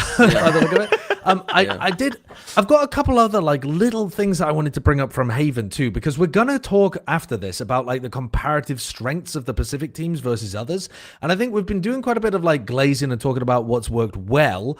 Now I do want to bring up round 12, if you wouldn't mind, Kurt, of Haven too. And what bothered me about this is, just look at the score for starters. RRQ are playing the attack side with the Yoru ISO comp. And this is a comp, in my opinion, that should be attack-sided most of the time. That's how we generally see teams running it. Their defense was really good. We've been talking about how good RRQ's defense was. So that means if they put up basically any kind of reasonable level on the attack side, they should be fine. They're one away from ISO ult, which this composition on attack side is like farm ISO ult, whether that is by putting your ISO in great positions to get kills or by orb farming. And those are your two methods of doing that. And they don't play for an orb. They don't get into sight here. They just get crushed. It's the final round and you're one away from your biggest possible ultimate. I don't really understand how or why they're not playing for it. And this whole attack side felt strange to me because they had a couple of rounds with perfect anti-strats of like what Gen.G were going to do in their C exec. They play for it here, they get the orb, and they end up going down. And that's just, I think, such a suboptimal way of RRQ trying to play around this attack side composition. And we've already seen like RRQ have that little fumble with the salvos and with a couple of other rounds as well. And I do think that while these teams are looking really, really strong in a lot of the stuff that they do, there's still definitely some like key areas for them to work on. I think RRQ in particular, despite winning, I sometimes look at them and think, if Jemkin is not having a ridiculous day, I'm not sure this team's going to win against like any of the other top teams in Pacific. Nah, Do you know what I mean? That's kind of crazy to say, I think. You think? But yes, Dude, he's because the been putting strengths on are in a different areas. You stonker you are an analytical mind, and you're looking at some of the big macro plays and the decision making. Sometimes, of course, the ball goes wrong. But the biggest strength is easily their trading and fundamentals and the way that they scale into sites together. And they're never willing. They make active decisions pretty quickly, and they're not too worried about the minor details of util to set themselves up. They just rely on having a lot of bodies to try and take fights. And because they're such good raw aimers, that is a genuinely, listen, don't want to play into an old card here, but you get shot, you die. And they understand that concept pretty damn well. I know some teams. Yeah, but if Jemkin's not having a good game, Brent, then they're losing that trade. Yeah, they're losing the trades if you don't get the first kill. If Jemkin is not going plus 14 in first kills, 26 and 12 in a grand finals, they are then going like 1 and 2 instead of 2 and 1. You're talking like it's only Jemkin on this team. It's only Jemkin doing the entrying, and he's also plus, like, it's not only Jemkin on the team. Cushy was phenomenal when they played Pearl in the previous matchup. There are times when the team's system looks great. There are times when Monyet looks fantastic as well. But I think my concern with them is a little bit like XLG with Raga, that if your duelist is having an underperformance, then I don't know who else steps up. Like, it can be Cushy. Crazy guy, Cushy. Monyet. It's not Crazy Guy. It's not Crazy Guy stepping up and putting on like playmaker performances to drag you across the finish line. Yes, I don't believe it for this team. I think the problem as well for teams like RRQ is What? they're going straight. Are you crazy? They're What do you going straight, mean? but Did Brent, we they're going watch straight to different playoffs. games? They're not playing. They're not going Crazy to play Guy, a fucking Crazy Guy in easy stage team. 1 has 0.6 KPR. What Okay, games well, have you brother, been watching where he's been I like haven't watched any hard games in farming? stage 1. That's why I was only watching playoffs. Even He's in the playoffs, fucking man. woods, Josh. Even I in was in the playoffs, woods. it's not like he's been the best player in Pacific or anything. Like, Just- again, he fragged worse in playoffs than he did overall in groups. Is that true? No, but- 'Cause Yes! those No, but last- I'm looking at the stats it is now. True. It is true. But Well, the he numbers lie clutches. sometimes. Oh, yeah, but he's impactful. He's impactful. Don't get me wrong. He's absolutely impactful. Right, he clutches, but he's not fragging all the time. He's Yeah. not taking over a game. Yeah. And I think Okay. that's what slightly, it doesn't concern me much. But if I'm thinking about like, I don't know, like MIBR with Aspas, right? I don't feel like Aspas has to dominate a game anymore with MIBR for them to win. I still have a slight concern with RRQ that Jemkin does have to dominate a game for RRQ to win. RRQ are probably Especially in the the most top similar teams 8. at MIBR. You think? Yes. They do a Because I lot think- of setup for Jemkin. I think they yeah. set up a lot of Jemkin, and then they are always bodies in place to take advantage of the space that Jemkin takes if he goes down. When I watch them play, 100%. That's why that's why I think they like when we're watching with like all the information, we've seen like teams make decisions based off of whatever. Macro wise, Pacific is definitely weaker than other regions. Don't get me wrong, but when I watch a team like, for example, Team Heretics, and they're a good team macro wise on their attack side, when I watch them, it's almost like they're so obsessed with making sure that they are perfect that they add a lot of hesitation into the way that they play. They don't jump on opportunities as enough. RRQ immediately jump on an opportunity when they see it. They do. Because they're not worried about setting it up with perfect util. They'll swing it with 3 bodies. They'll swing it with 2 players. They'll make sure that they scale properly into sites. That's going to carry you such a long way in any meta. It doesn't matter. Doesn't matter what a meta is. I think that will carry you so far. Also, Jemkin literally just hasn't gone quiet ever. Like, No, he ever. hasn't. He's he's looking it's 0 game insane. Reyna on bind, but yeah. Yeah, ever since meme. Crazy Guy shut him down, he's only been on the up and up, and he's only been succeeding individually. And also, if you ever meet him and talk to him, like literally, he's just like, well, I just know I'm the best. Like you'll ask him like, what do you think about this player? He's like, they're like okay. Like he's so confident that people are like worried, like, oh, but they haven't played international. I'm like, Jemkin is definitely not the guy to worry about. If there is one at all, it's definitely not him. All right. Well, that's an absolute curse right there. Play Yeah, that I mean, for- yeah, why do you Jemkin's say stuff dropping like that? 0 again. Bro, No, I Chobra, just- the most cursed analyst of all time, is hold on. saying I'm that he not- banks Is this on revenge? Jemkin Is this with his life. revenge? Is she taking I'm revenge just over on no. RRQ, believing in them again? Still, the better team in Pacific was clearly. No, not hold on. No, not this Gen.G? team. Hold on. We're working on this. What Obviously, Oh. the age-old. Oh, sad. Hold on, 1 second. 1 second. How many has he Second. got? It's obviously RRQ, baby. Hey. RRQ. Toronto, let's go. He was RRQ all along. Yeah, that's the lowest shirt. That's Dude, that the jersey is lowest- so Nongshim, sick. close your eyes for the next 20 minutes because I'm not going to change again. You're not hot there, Jover, sitting in full I was shirts? literally melting to get to this point. That's Yeah. crazy. That is All right, crazy. let's move on to the actual topic then of how good the Pacific teams are going to be at Toronto. Because you said something in the midst of that, Bren, that I'm not sure I agree with about the macro being worse for the Pacific teams. I kind of like what they're doing. I mean, who the hell knows what the macro is even going to be? It's almost pointless talking about macro decision making when we don't even know the meta.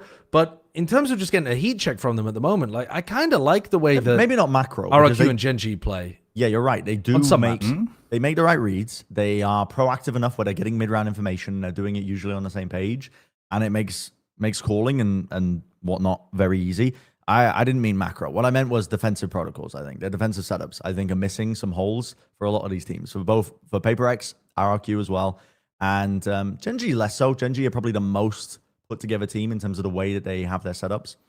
But yeah, I think that those elements of the game, a slow-paced EMEA team will just eat you alive, I think, because they're going to be able to maybe not do the preparation because it's going to be a month until Toronto and the meta's changing. So you're not going to be able to anti too hard. But I think a slow attack side default where you are trying to like poke and prod and find where players potentially are, I think might work really well against at least RRQ and PaperX. When those teams are on their defense. That's what I meant by it, their defensive setups. All right. Last time when we were going into Bangkok, I think we rated DRX pretty damn highly. I can't remember exactly where. Did we think they were a top 4 team? Probably about fourth, I would guess. Fourth. Something like that. Yeah. And we thought think so, T1 yeah. was, I Maybe think, the fifth. worst team. The worst Maybe we team. had. Yeah, Maybe T1 we had was eighth DRX for as well. sure. T1 was 8th by I was going everybody. to say incredibly Joe, based you by brought us. this up earlier. I just want to check in with you. Remember when me and Sideshow thought the T1 weren't the best team after winning Bangkok? Now that you know that T1 are shit and have been shit for most of this year, Uh-huh.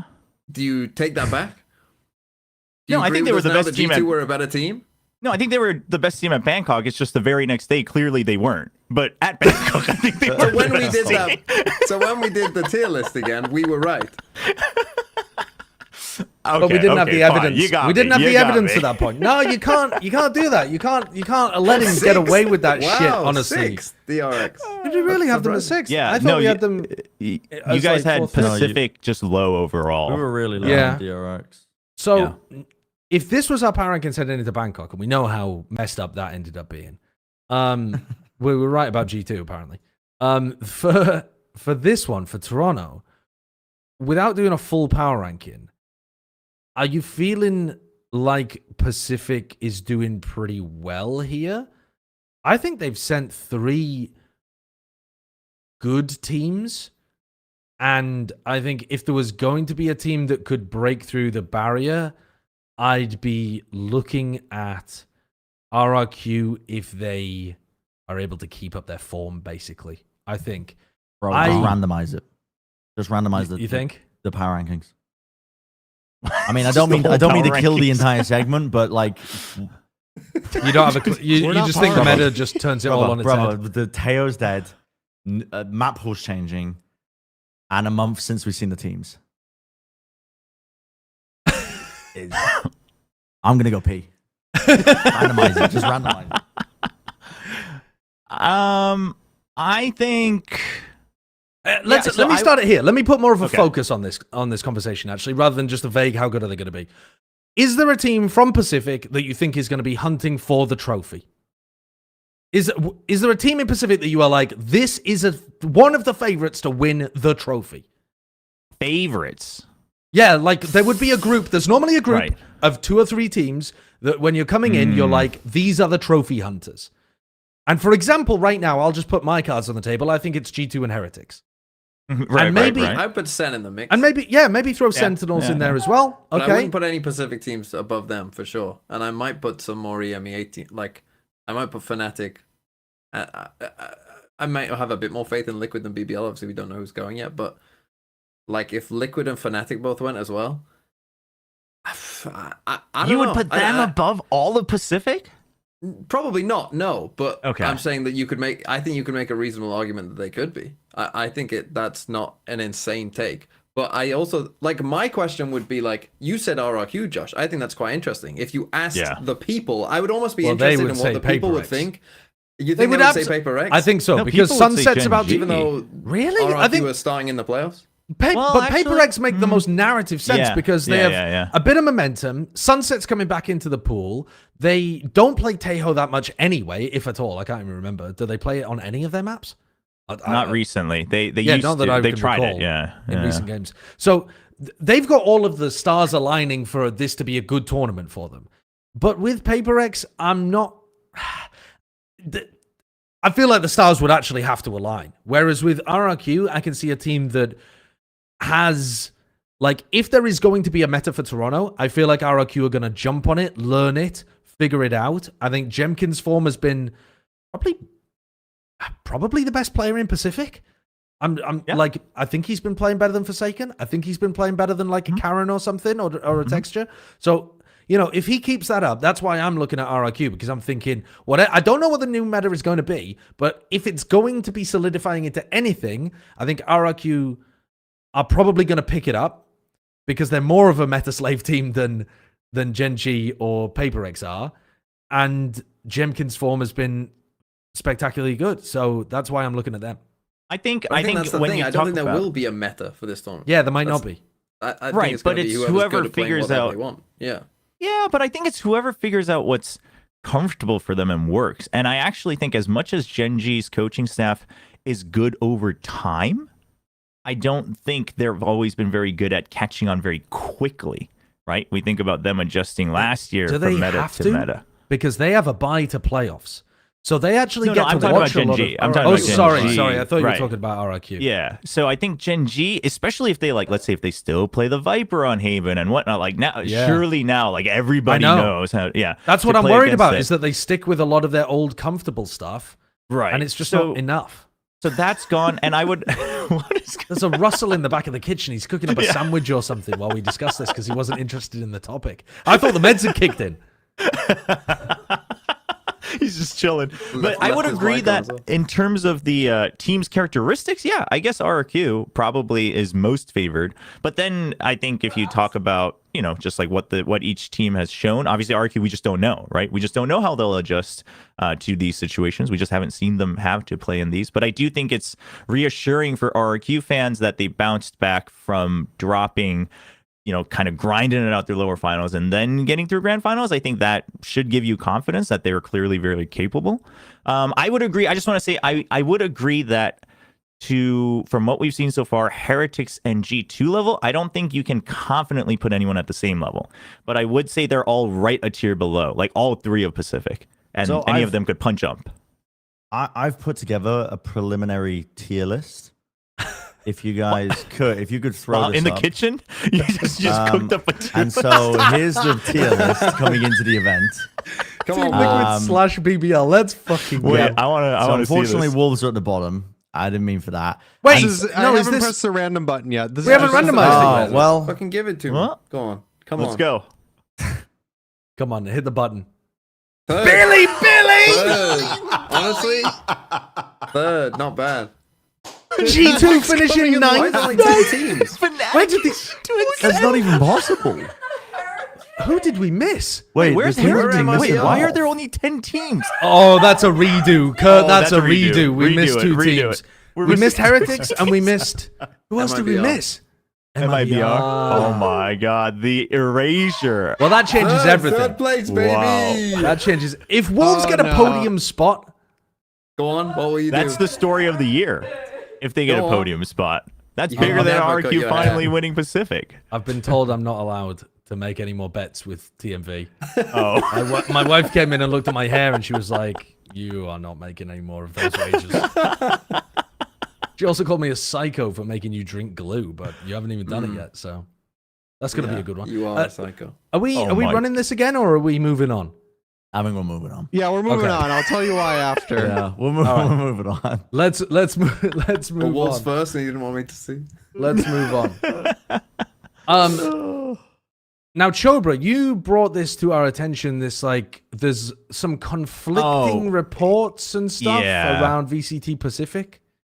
Yeah, so I think if you're chronically online, you probably, the viewers and listeners, would have seen it. But there was a clip from Dwenmo, who is one of the biggest, if not the biggest, like Valorant streamer in Korea. He's with Gen.G, and he was talking. I think it was after the group tour or whatever. Maybe it was an old clip, but he's talking, and he's like, "Oh, you guys have to like buy tickets this year because it's definitely not going to be in Korea next year. I don't know where it's going to go, but it's definitely not going to be in Korea."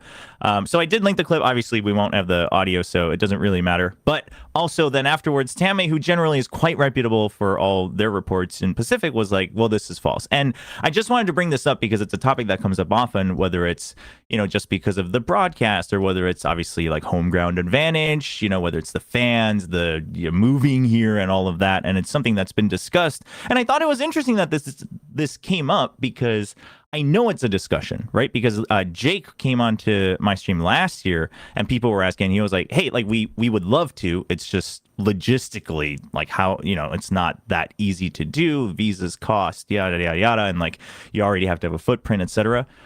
So I think I thought it was an interesting thing just because at the time there was like nothing refuting it. I even asked like some of the Korean guys, I was like, do you know why Dwemo's saying this? And everyone's like, no idea. No idea what he's talking about. So obviously it's just, there's been nothing, but just because it's come up a lot, I think it was a worthy topic to cover on like, why that can't happen. I may also reported saying it's false. Yeah, exactly. Right. So I've heard rumors like every year now that Pacific want to do something. Yeah. Like their regional finals, they want to do it in a different location. But it's never come through. That's different to moving the entire thing as well, isn't it? Just like like this year we're doing it in Tokyo at the end of stage 2. So like I think that's their kind of middle ground compromise of doing it elsewhere for finals. Sick.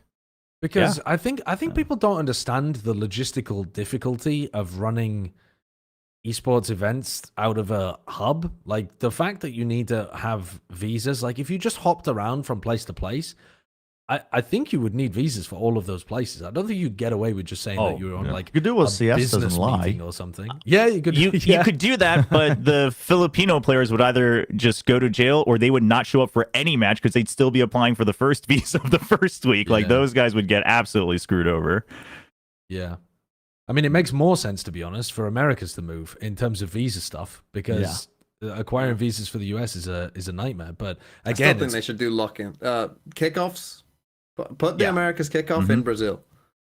Yeah, at the start of the year, so that it makes it easier for people to sort out visas and stuff. Yeah. But the reason that they do, obviously, the reason they do it, like it doesn't take a detective to figure out that it's because they already have the Riot Games arena, like right there. And so for Americas, yeah. So it's normally just you're piggybacking off existing infrastructure in order to make the costs manageable.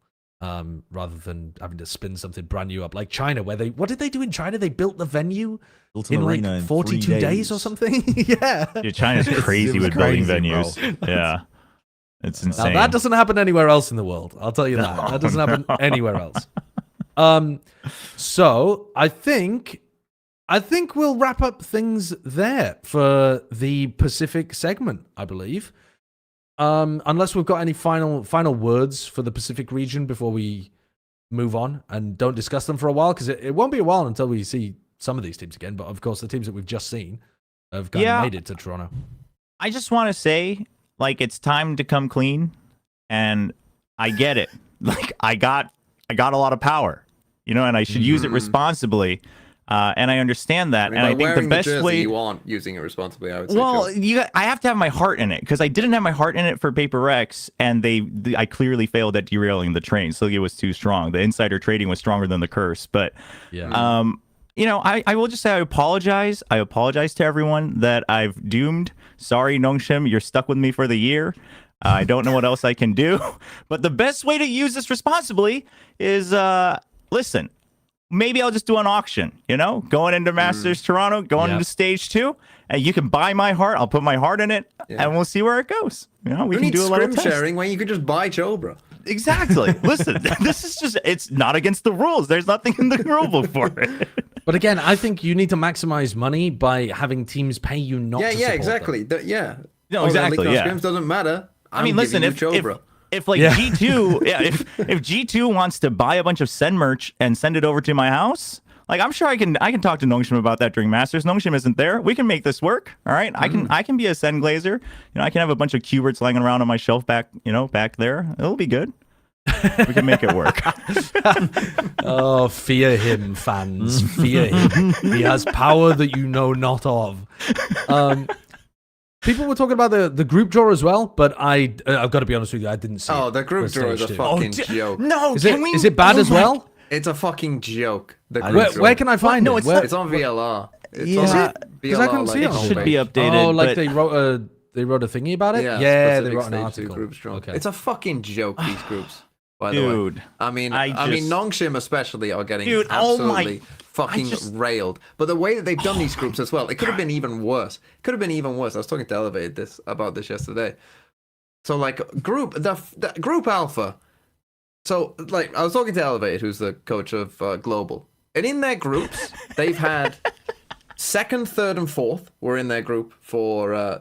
So like the teams that finished in kickoff, second, third, and fourth were in their group here, in their first group, and now in this group they've got first, second, fourth in their group again. That's a lot. How does it make any fucking sense? It could have been That even is worse crazy. because Nongshim and PaperX could have been flipped. So you could have ended up with all of the 4 top teams in Pacific That in sounds the good. same fucking group because that they're sounds doing great. it off the group stage results. No, Do but you think that's they gonna should- change. So like PaperX should be in Group Alpha and Nongshim should be in Group Omega. Yeah, no shit, you think that? Is there? I'm sure there is a reason, but I don't know what it is. Why did they do it based off the group rankings and Oh. not the playoff Don't know. rankings? I don't know. I would assume it was just safer to announce it that way because they announced it at the very beginning and like in the freak chance that like one group gets all like 1, 2, 3, 4 in playoffs, etc., and then you like swap, but it doesn't mean anything. And I assume that's because also then if you're doing it off of playoffs, but like you're ignoring groups, then obviously then like the groups might just end up being the same. And I assume they were thinking of the freak Right, chances. They I were just see, like, I hey, see. this is just like the safer verbiage to go with. And that I actually get. Like I get that. Quite frankly, I'm okay with the method they did it in. Like I'm sure there are better ways to do it, but I mean, in any case, you can always have weird The results are situations. wild. Are If they the worse than the results Americas suck. ones? Yeah, I think they're Possibly. worse than the Americas. Possibly, yeah. this I think. And the EMEA Yeah. one, who knows? That could be worse too. We're gonna see. It's In both situations, Group Alpha is the ridiculous group, right? For this and Americas, I think. Yeah. Pretty sure. Yeah. they I mean- they have a system in place though, so that it denies rematches. Oh no. No. No, No, you and I you think no, Joe rematch was right. I 2 think out of literally 3 the times. reason they've done this is Yeah. so you can't get the exact same groups. 'Cause obviously, that would be a Yeah. bit of a nightmare. Yeah. Yeah, If you did it based 'Cause on they- playoffs, you 'cause could, I in think- theory, get that. Exactly. I think that's the Right, reason right. why. Because I But, think they were worried then that you still people end up would... with this problem of like you end up with Yep. potentially like if PaperX and Nongshim were swapped and that was a possibility. Imagine If you've you got got- the literal No, but top then 4 Team teams in Secret one and group. DFM would have been swapped, so it would have been balanced. TMV, like it would have been... Oh, is that how bad you think DFM are? You think DFM are just like a bunch of toddlers just I've seen a slapping lot of- Play-Doh together a lot of that it complaining, makes but up for not, having the top 4 teams? a lot of complaining about this. Not a lot of alternatives suggested because again, I think the alternatives might end up being drawn up as you end up with groups with very, very similar Yeah. matchups Yeah, in stage 1, and people would start complaining about that being Well, the case alternative instead. is you do what you did last year. It's not that confusing to play the other group. Keep the People groups the hated that same, shit. and you just I- play the fucking I other group. liked You it. play No, one more I game. hate that. I liked like it, this but people better. hated it last year. But yeah, I preferred it last year. No, but you reset. Really? No, like you reset it, Choba. You go back to everyone goes to 0-0, but you just play 6 games against the other group. You're all 0-0. You're all playing the same team still. No, but then you still have to have that weird rule of like, but you must win one, and like Yeah, because the one weird group's caveats. weaker, and it's just like I think that's even worse for the product because it's like you have to have all these caveats explained, and one group suddenly just is worse, and every game is like a snowball, and it feels bad. just do tournaments. Don't do Dude, don't do that's fucking what I've round been robin. saying, bro. Just do Swiss stage into tournaments. I suggested Don't this do- to them. I was like, bro, just run regular tournaments like Sure. every week. And if the shit teams don't play a lot of matches, I mean, let the every week's a 100 lot. Thieves fans Every complain. fucking week we're playing Let's non-stop. move Bro, from I'm country to telling you, country if you- every week and do tournaments. Tournaments, Homestand, baby! Overwatch League is back! tournaments, everyone understands a tournament. You immediately get like a real tester form over like 2 weeks, however long you want to run it over. But just regular tournaments to decide to, that would cook. That would cook. I mean, it'd be great. That would It's cook. just we all know why that's not happening, though. And I would love to see the shit teams less. I would love to see the shit teams less. But everybody else, these 100 Thieves fans, fucking holding onto their jerseys, pissing and shitting because they're worried about being the bottom seed. Fucking give it up! Give it up in your team's ass! They're fucking shit. They don't deserve to play. Fuck off! +2 based, Bren. Yeah. Wow. Oh, my king. Saying what I've been The thinking. meds have finally kicked in. Yeah, he's speaking Finally, sense. The first thing you said that made sense. Okay. All right. Well, I think that's going to do it for Pacific. Let's move on to our EMEA section. Thank you very much, TMV and Shobra, for joining us. Appreciate it. I'm going to grill Mini a little bit when he comes in as to the insider trading. I am. Yes. Please So do. we're gonna bring in Mini and Kaquka to talk ostensibly about EMEA, but I am gonna grill him about PaperX first and this train and what his job was on the train and why he didn't disclose it and all of the insider trading that's been going on. But in the meantime, thanks for joining us. Appreciate it. Goodbye. Goodbye. Okay, a 3-minute timer, and I'm gonna go and get a glass of water. Okay. Good idea. Sounds Goodbye, Have a good everyone. one. See you. All right, we're getting Mini and Kaquka in here right now. And yeah. Also, we're going to put on some music because we have to.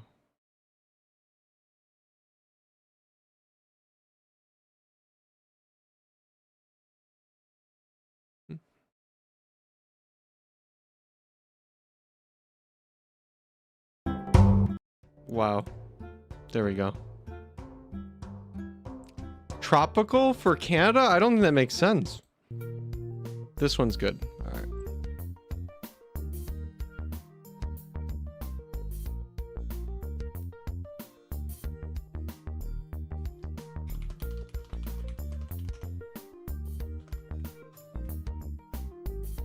All right. Kaquka's here. We're getting Mini here. Hello. Hello, hello. And Mini is getting his link.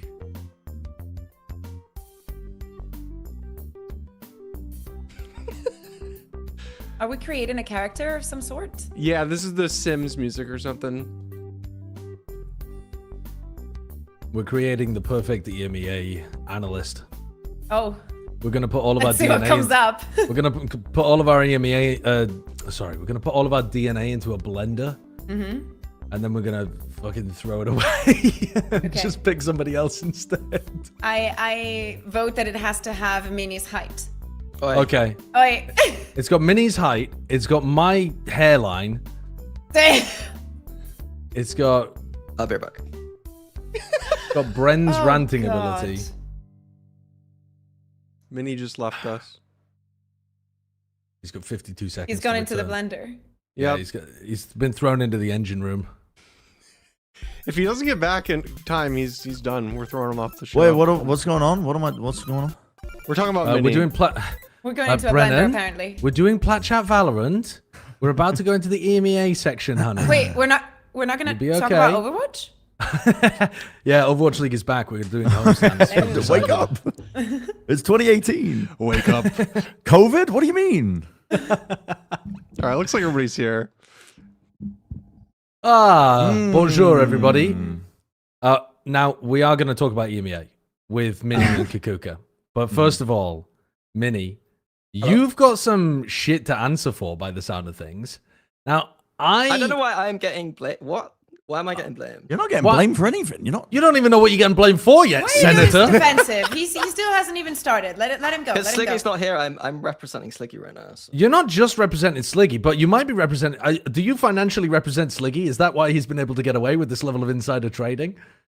What I'm asking is, the Sliggy stocks for PaperX were artificially boosted without it being disclosed that one of the best coaches in Valorant, if you'll pardon the compliment, was working with PaperX. What the hell is going on here? That's Do you that's really insider think- trading. Do you think Sliggy really respects me on that level? Yes. Really? Yeah, Yes. I do. I Of think course. surface level, you got like the British banter going on where you just take digs at each other. but in reality, No, you Sliggy- you love each other very much, but you're unwilling to say it because British men only promote stoicism. No. He only works with me with the coach potato stuff, so he could say that we've collectively But won there's 2 loyalty trophies. there, There's you know? nothing. There's Nothing loyalty there. I comes think into you that, guys you know? owe him an apology. I don't know what you're talking about. I actually thought he was your pimp. I thought he was just peddling you out to other teams. I thought he just really wanted PaperX to win. So he was like, I'll give you Mini for a bit if you like. You know, and Sliggy gets paid around the back, and then he that's why he's been working out so much, is so that he can enforce those kind of rules. He makes sure that they return you nicely. No. I think Sliggy, when he's back on next week, he'll have some words. He'll for you defend guys, I think. himself. Oh, he's already Yeah. given us some words earlier on. Yeah, It's I only unbelievable. did like 10 days of stuff, so it's not like yeah.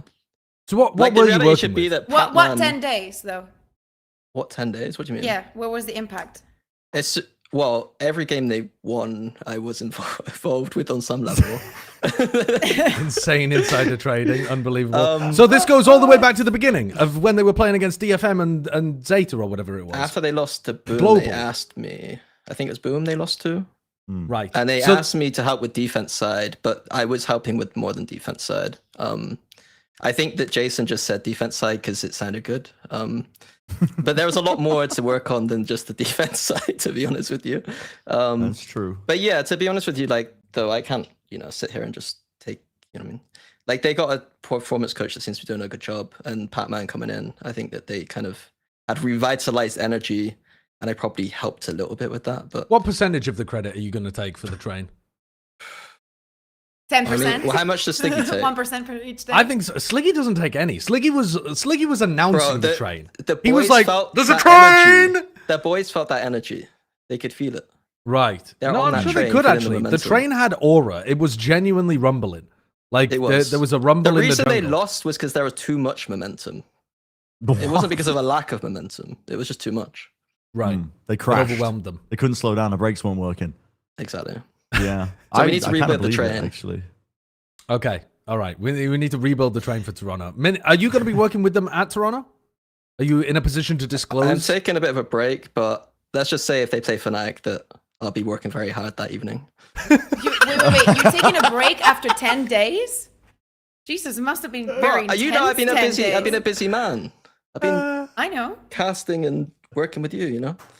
Oh, you takes need, a lot you of need a break from working with me? Okay, I get it. That's fine. Okay. Oh. Okay, let's kick it off with EMEA talk then.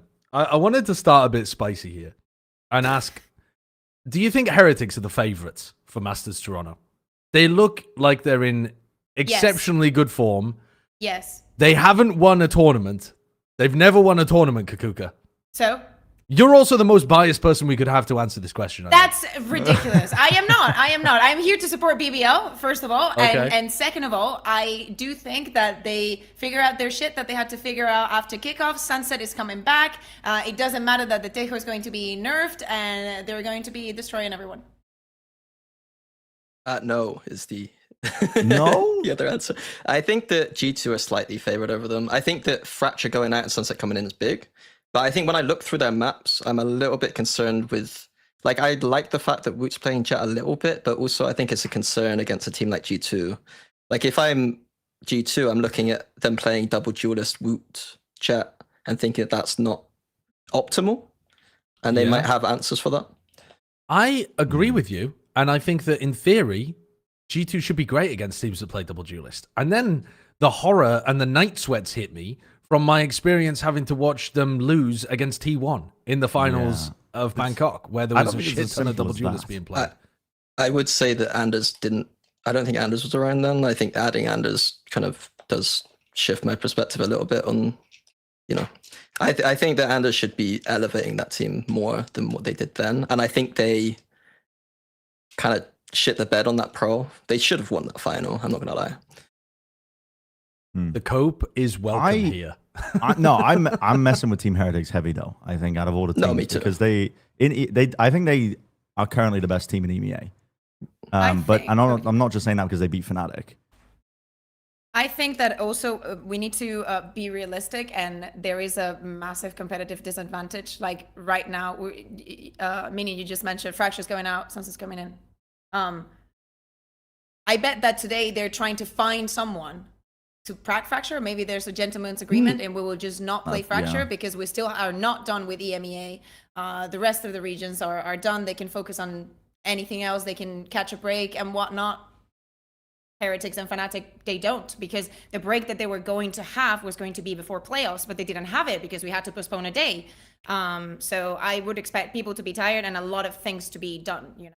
I mean, if you're Heretics, you just ban it in the grand finals anyway, though, right? They haven't actually been, you know, wanting to play it anyway. So it's not, I feel like Heretics, though, are in the best situation to think about the next meta coming up because they already liked playing on Sunset.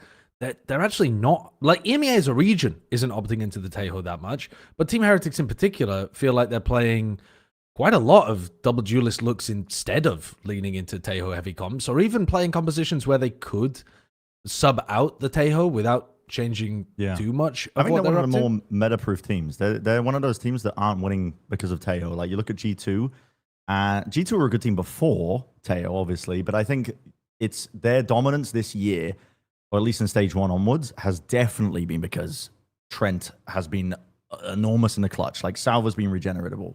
But with Heretics, that's not how they're winning. They're not winning by trying to play out the post plan and cringing with it a lot. I think they have... Which is a nice change, because they used to be one of the most cringe teams of all time. Like, do you remember BISCOM, where they were spamming through the B site with the Odin, and every round on Sunset planting off site for B? These guys were the original post-plant cringe lords.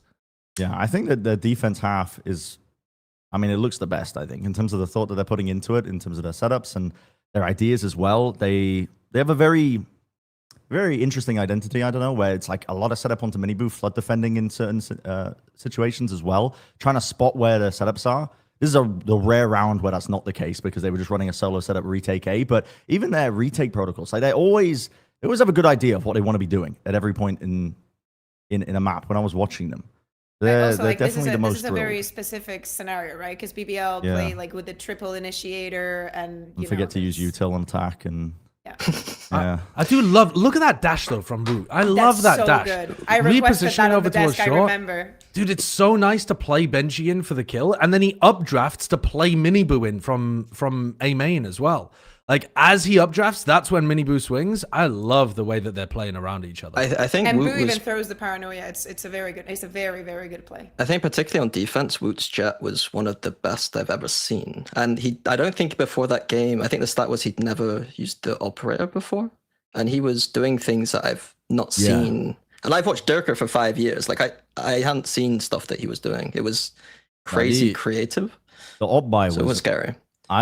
You would think in theory an op against triple initiator is like scary, right? But it's the lack of Sova and how orchestrated BBL were when they were taking peaks. Like, all you have to do is play anti as a jet, pop your dash when you hear somebody user coming off, peek out them with the op, and Wu was getting ridiculous value with it, man. I mean, it was crazy work that he was doing. It's they definitely look like the most impressive team to me so far in EMEA. They look flashy as hell as well. And I feel like that might be dazzling me a little bit, because there were some periods in this BBL game. I actually thought Heretics might run away with this match more than they did.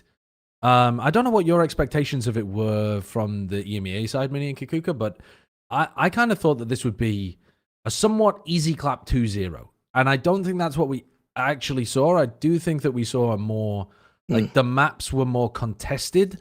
It was OT on Icebox. There was actually, it took quite a long time for Heretics to be able to put together some attacking rounds that worked on Ascent.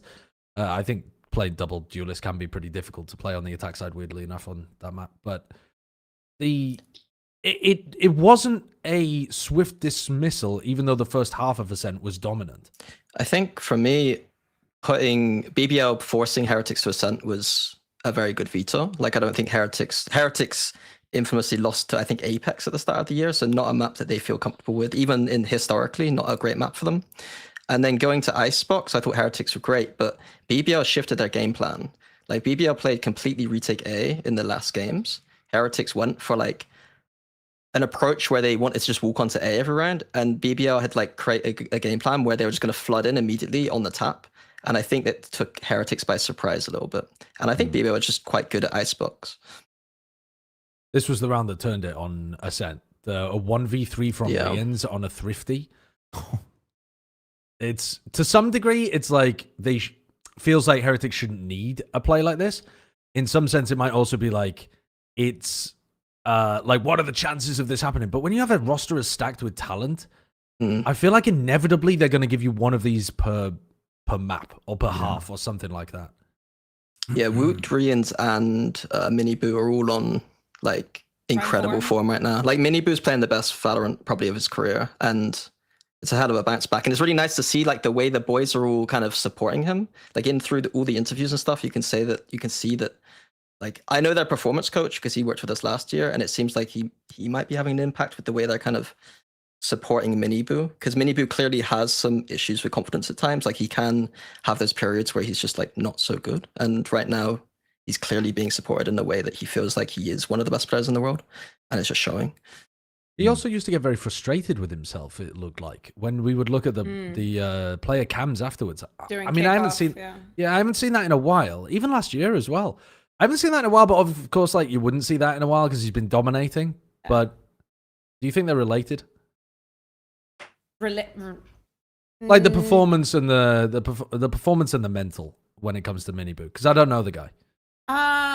Well, I've been seeing it for a while because he was in the Spanish tier 2 back in the day, so he was always very good. I think that for the entirety of Heretics, they just need one of those crazy rounds that they can have, and as Mina was saying, they will have one per game, and they ride on that momentum. I think that for Miniboo, if he maybe has like 3 or 4 rounds, or at least this was the case at the beginning of the year, I would say he shut down a little bit more, but I think that that is probably the thing that they've worked on the most, the not shutting down and just thinking of what's coming up.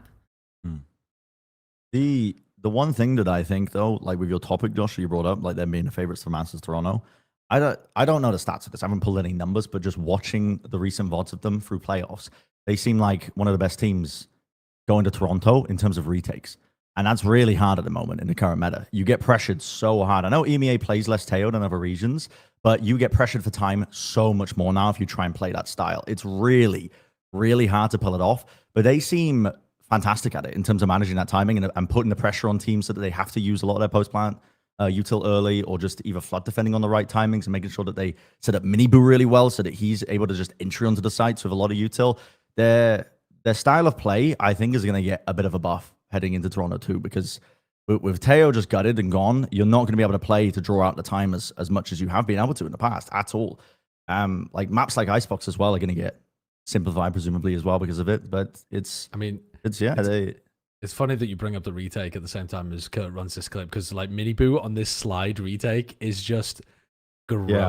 Well, it's not even a retake, is it? It's just a flood defense, right? A flood defend as soon as the tap comes through, basically. But it's like that fast retake style that I think they've been pretty excellent at. It's either like as the plant goes down or right before it. Yeah, they're really good at that stuff. All right, let's move on from Team Heretics though. Let's talk about the drama. Drama Tuesday, everybody. God. We started the show by talking about like the most disappointing super teams of all time. And I think the reason that we even got asked that was because Vitality bombed out of playoffs, basically. And they won kickoff. They got placed because of their group performance into the lower bracket. And they're one of the teams that you're thinking, well, maybe if they can get their shit together, they can go on a little bit of a run. I didn't think they were going to be able to make it, but I thought they might be able to win 1 game, 2 games, something like that. Instead, they didn't win a map, man. They didn't win a map. They got 2-0'd by Foot. In the lower bracket, they won 7 rounds and then 6 rounds. They weren't even close to winning a map. What the hell is going on? Winning both pistols as well, as you can see in the score. So they won 2 rifle rounds. It's been a terrible split for them. Like when I was here last week and we were like doing the bracket and all of that, they only won against the 2 weaker teams in their group. And I was not very optimistic, but made me very sad to think about what is going to come next. When they were playing, I remember that Yinso had an interview with Faded, and I remember thinking, damn, like his hair is long. When you see someone and you're like, they're so invested in doing something. I bet he would have gone for a haircut last week or like 3 days ago if he wasn't putting 1,000% into this game. And that is when I knew they were not winning. Yeah, I think that there's I asked myself the question, like, what were the problems with Vitality before coming into the playoffs? And I think I have a clearer answer now, because it's a lot, to be honest. But the thing for me is that when they go for their simple style on attack, where they kind of play kind of grouped up, they don't group up in the right places. It feels like it's particularly on Fracture. I know we're watching Split now, but Fracture, they weren't grouping up in the right spots at all or attacking properly. They lost this round 5v3 in the post plant. Yeah, but this is also instances where like once they've lost all their confidence, and like they have no aura when they start losing. Like it's all like they just lose these ludicrously dumb rounds once they're behind this much. But they don't even start games well, because it feels like they don't have like, if I was them, I'd have like a set first 5 rounds or something just to keep it really simple. But it feels like Safe wants to play like a very mid-roundy style that just doesn't suit them right now. Yeah. I don't think they're capable yet of doing it. I don't think they have the I know it sounds weird to say they don't have the experience to do it, but I don't think they do have the experience to do it yet. I would keep it simple first. I mean, the thing that often makes that style work for a lot of teams is having very capable Sentinel players that are able to play off what the rest of your team is doing. So they create openings, right? And that makes it so much easier to play that mid-roundy style. But I don't know. What I notice from them is that great teams that try to play that slow attack side will have like 3 stages to what they do, right? Where they have like an idea of what they want to go into the mid round. They might have like a goal of what they want to achieve after that, look for picks somewhere, see if they can take some control of something, bait out a reclear, whatever. But they're missing like that final piece. They kind of just like take space, look for a reaction, and then make the decision. And it's not, I don't know if that comes down to, I don't want to blame it all on Safe, because again, mid-rounding is often the whole team, you know? So it's not necessarily Safe's calling, but something's going wrong there. And I mean, there's going to be changes, 1000%. To me, it doesn't look like it's protocoled out. Like with Boaster, I know that people seem to think he just comes up with genius in the moment ideas, but it's all mostly practice stuff. You know what I mean? So I wonder if like they don't know what reactions to do at certain points, and they're trying to cook stuff up in the moment. I know that like IGOs like FNS historically would try and cook up stuff in the moment, and Boaster is capable of that. Like great IGOs are capable of that, but to try to do that on this team, I don't think it's working. This is an example of a defense round, and I think that while we're mostly focused on the attack side, I think that defense has fallen off a cliff since kickoff as well. Like off a cliff. This is a round where for some reason they started with Cypher Tejo holding on B, which is a bizarre way of starting on Fracture to like begin with anyway. And then they played fully off site when there's, as far as I can remember, no massive ults to like for there to be a reason to do that on this side.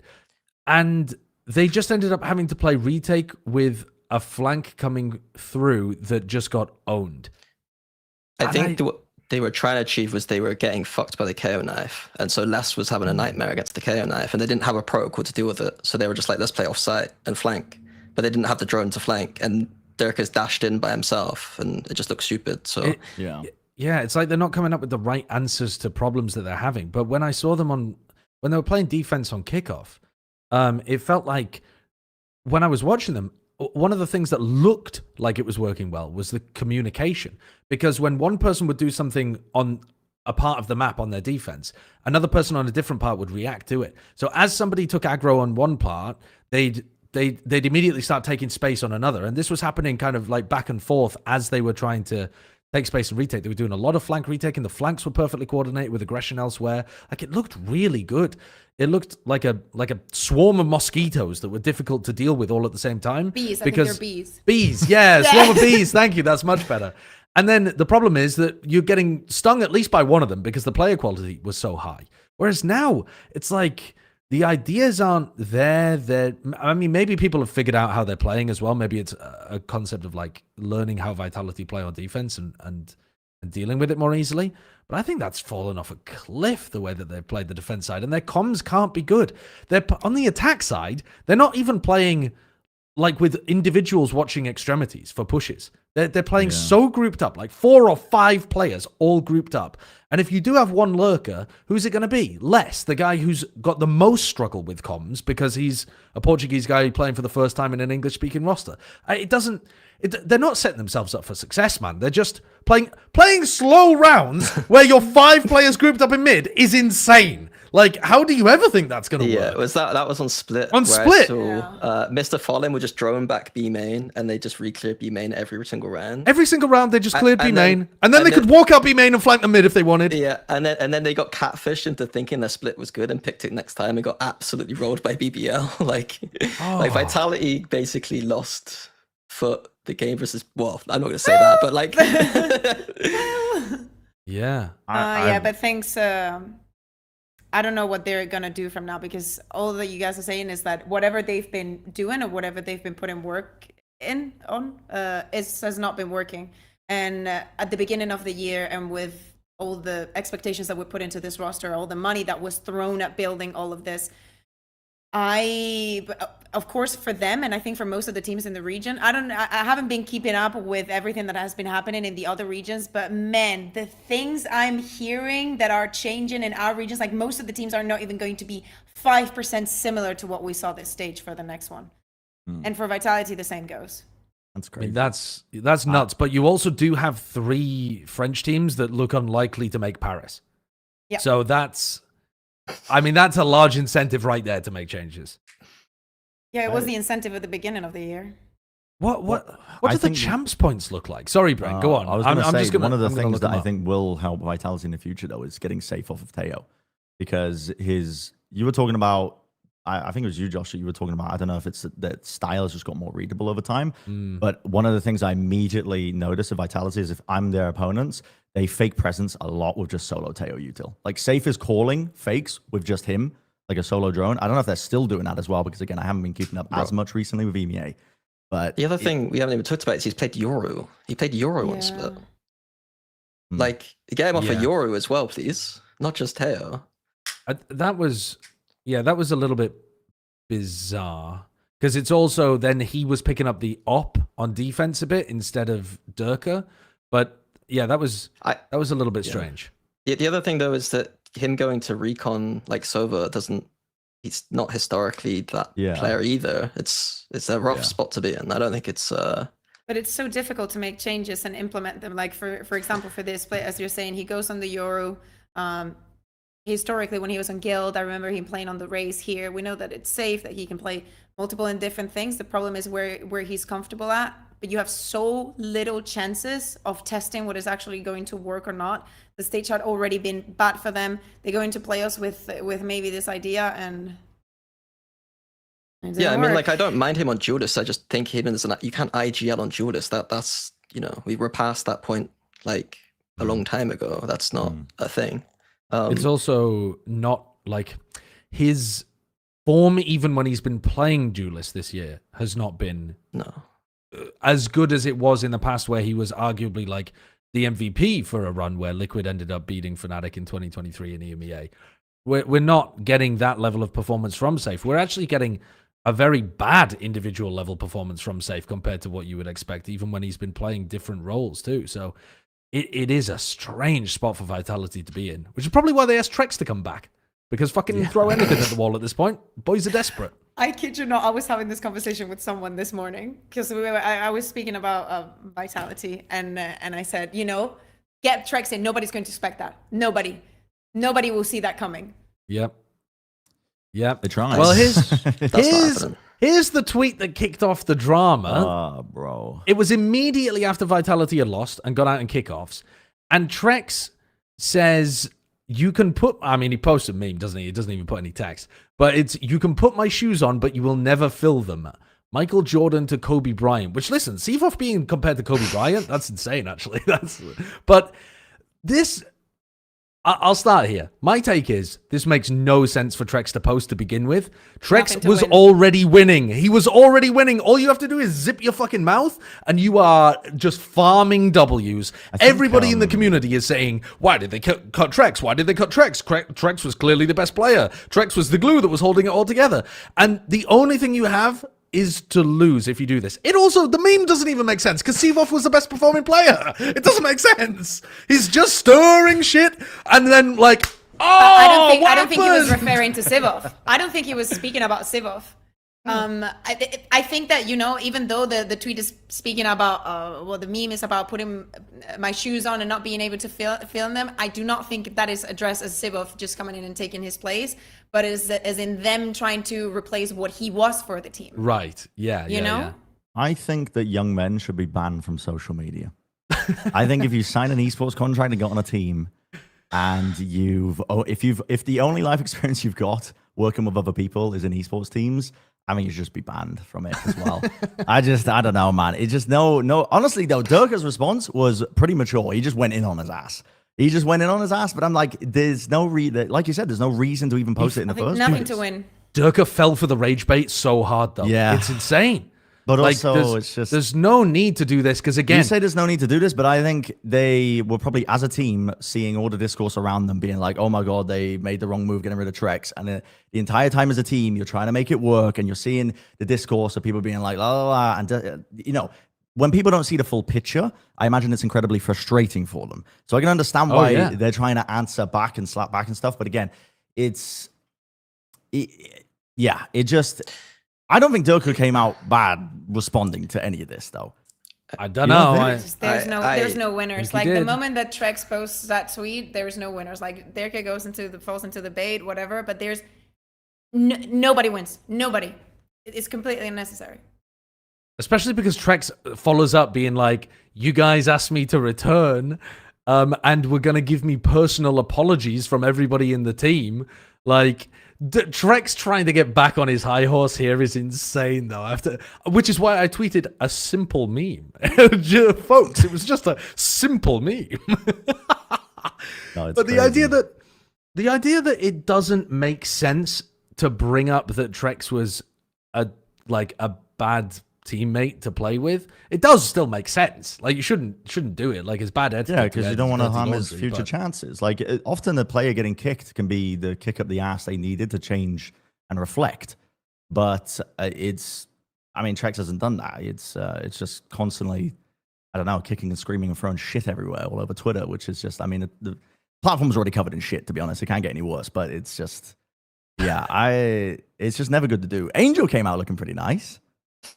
Just Angel was my winner. Head on his shoulders. It was my Twitter 35. winner this week. Angel was onto something. I absolutely loved him. Because he also roasted the crap out of Chet like the week before for exposing stuff about Demon 1 falling asleep in scrims or whatever.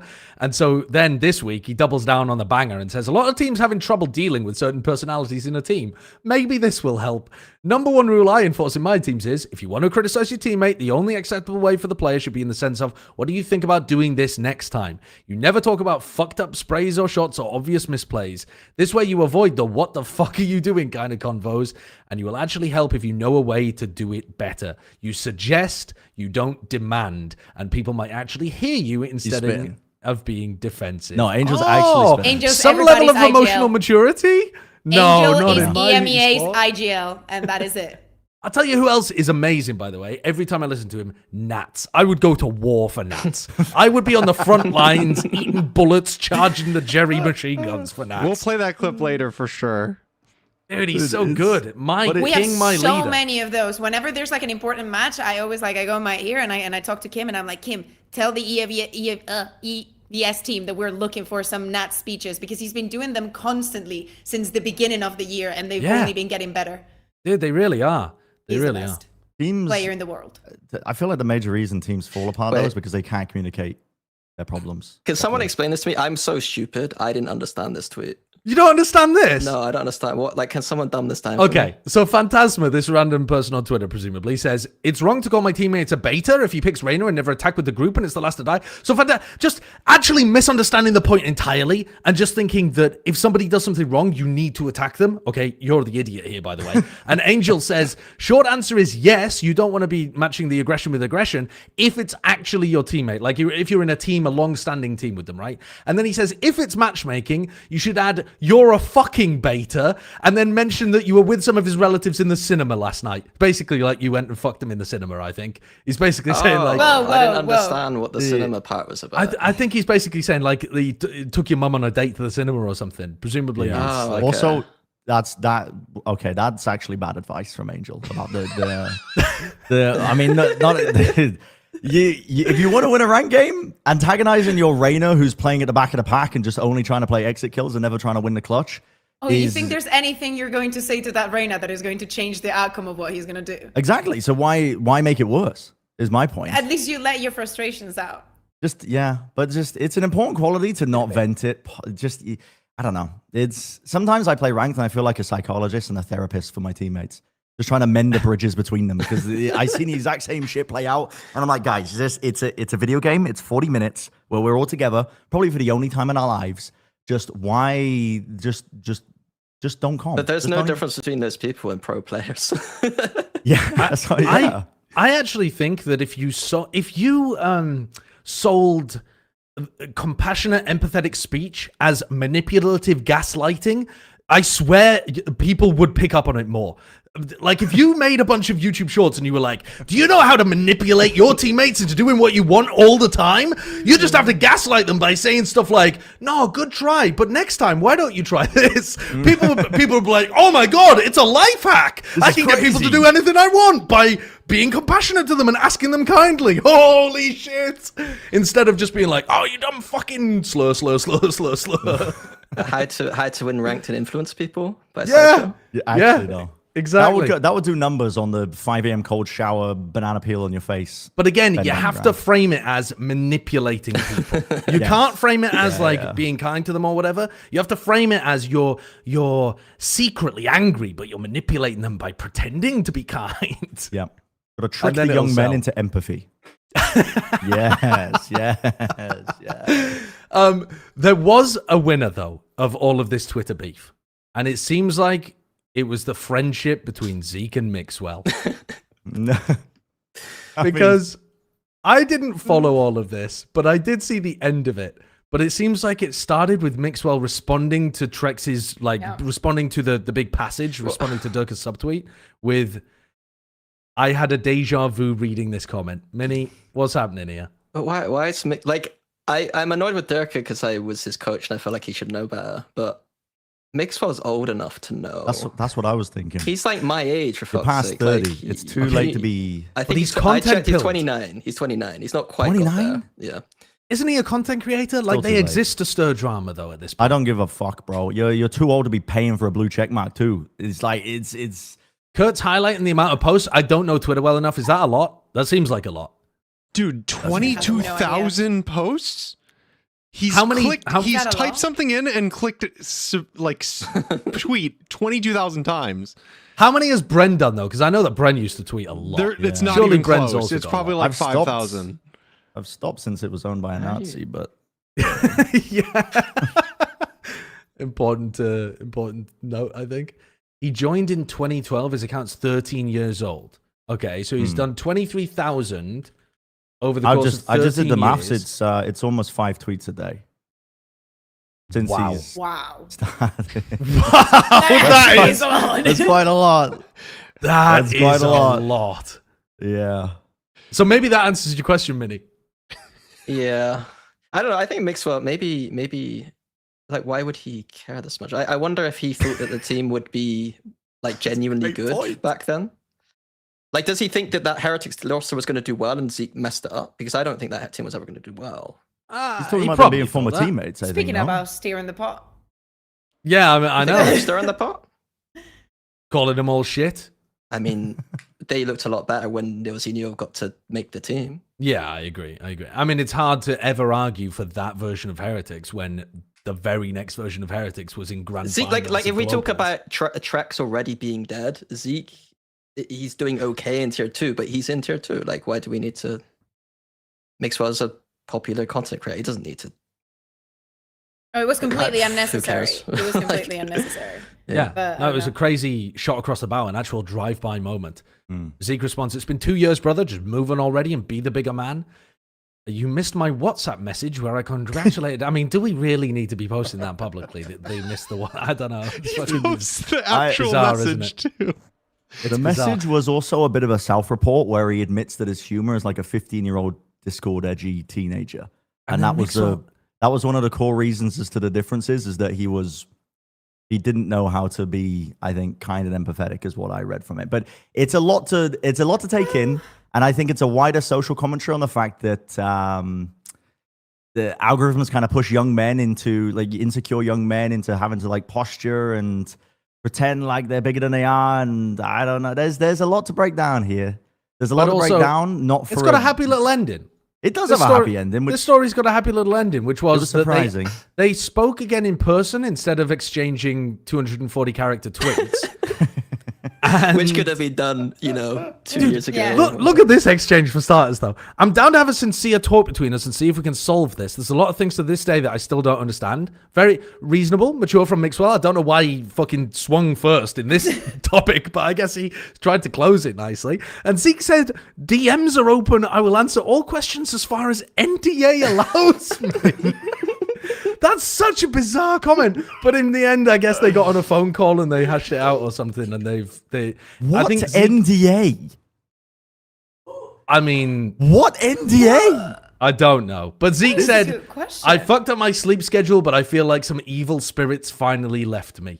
Thanks to Oscar for changing his mind, which is just again framing it as I didn't change at all, actually. But I was my always opponent. wrong. I changed minds. I'm here to change minds. That's why I quit coaching this nonsense. I'm gonna go insane. Yeah, I mean but this is the good ending. I mean, it shouldn't have been a start. Is it really? Pat, 2 years on from now, this is what Trexx and Derke are going to be doing. They're going to be having a sincere talk over WhatsApps, as long as they I'm sorry, can but if you find it wanted within to have a them to not sincere break the chat with NDA. someone and fixing things, you would just have it, not attack them, and then be like, let's sort this out, and to do everything publicly. So I don't think it's sincere, Yeah, I So don't think it's what I everything mean is is, like- manufactured for numbers and Yeah. clout these days. Exactly. Yes, it's a performative. It's performative. It's I'm thinking for about show. I'm thinking about Champs having a heel turn where I destroy Bren's cast at the end of Champions, flame out, and then kind of like ride an alt-right career and go stream on. you would Kick do and numbers stuff. these days, yeah. Yeah, that would go that'd be crazy I think. actually. Yeah, The- and then like 10 years down the road, we'll do a face turn back to some kind of traditional Christian values, and I'll have 19 kids. I think that a lot of teams could really do well with just being able to communicate well between the players when problems come up. I think young men don't know how to talk about their feelings. I think that they just bottle it up and they let it out on social media for a bunch of clicks and satisfaction and a dopamine hit from people liking the tweet. And there's not a lot of self-reflecting going on. But Unironically, I agree with think you. the most impact I have as a coach is just setting a debrief at the end of every single day where everyone was forced to say something.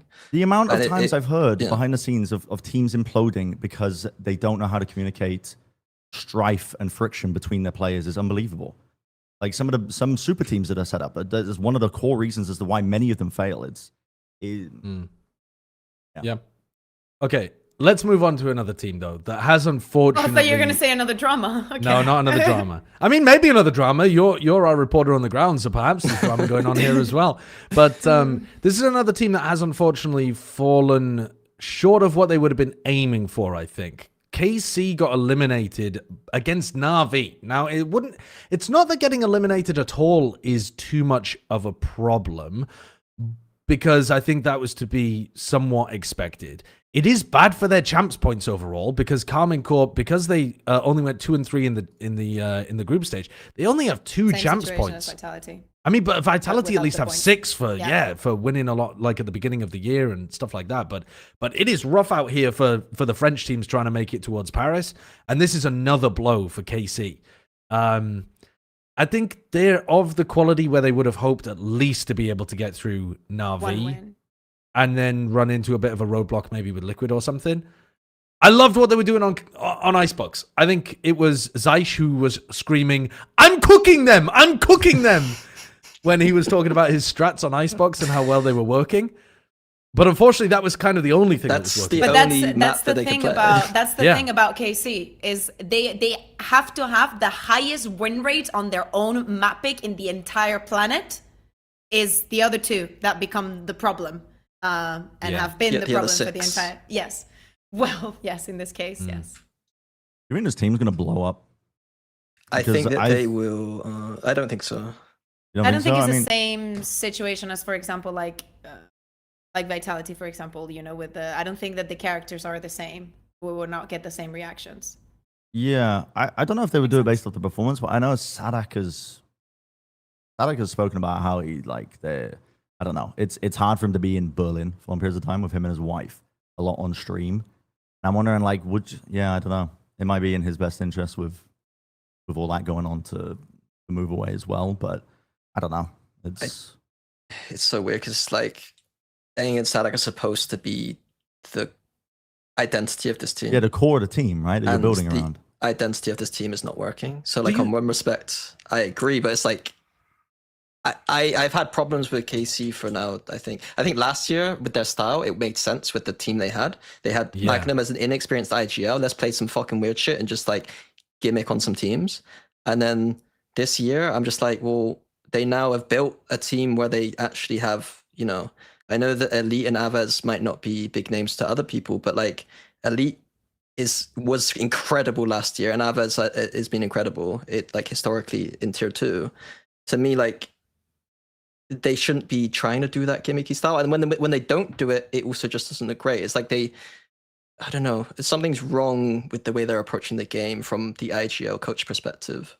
I just want to follow up on a note that you made at the start there, which was that Eng and Sadak are supposed to be the identity, I think it was the word you used, of the team. I think Eng and Zeish are clearly still providing big parts of the identity of this team.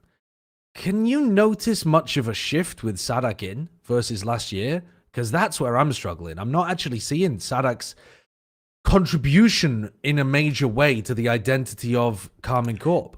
What was his contributions before, though, I guess? Well, it's hard to say, I suppose, because...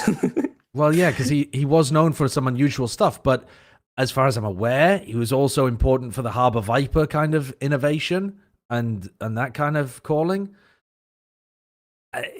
When you have really highly regarded IGLs that have only worked with one main team, because he did play with Vikings and stuff beforehand, but what he's known for is his success with Loud. It's hard to know what's going to happen when they're off or how much credit to give the caller or that kind of stuff. But he was very highly regarded even internally. And he doesn't seem to have done much with this team. Yeah, I'm really not sure how to answer, to be honest, because you've hit the nail on the head, really. It's so impossible. Even with the Loud stuff, it's hard to say where. Obviously, I'm not going to discredit Sadak at all, but it's what percentage was Fraud doing and how did that interaction work? Yeah, and I don't know especially with Fraud now doing well on MIBR. Giving control of the roster and building around, admittedly, one of the best players in the world, but yeah.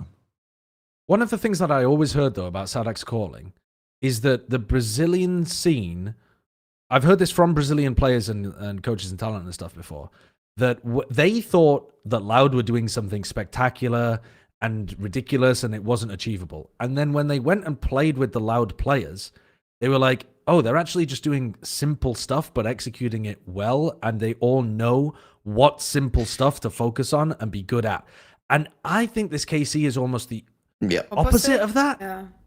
If you look at them pound for pound, as Minnie was saying, Sui as well, Martine, if you look at them individually, you cannot be oh yeah, with this player, you're not going to make it, or with this player, you're just dragging it down, because they are all so extremely good. And then you see these approaches to the game and you're oh, it's just, it's too much. Martin is the highest rated player as well. But I think it's I think the fact that they switch comps sometimes, and they also play comps that are a bit more, they're so complicated. The way I describe it is, the thing I'm most impressed by is the way they creatively fill the holes of the gaps that the comps they play provide. But that takes so much time.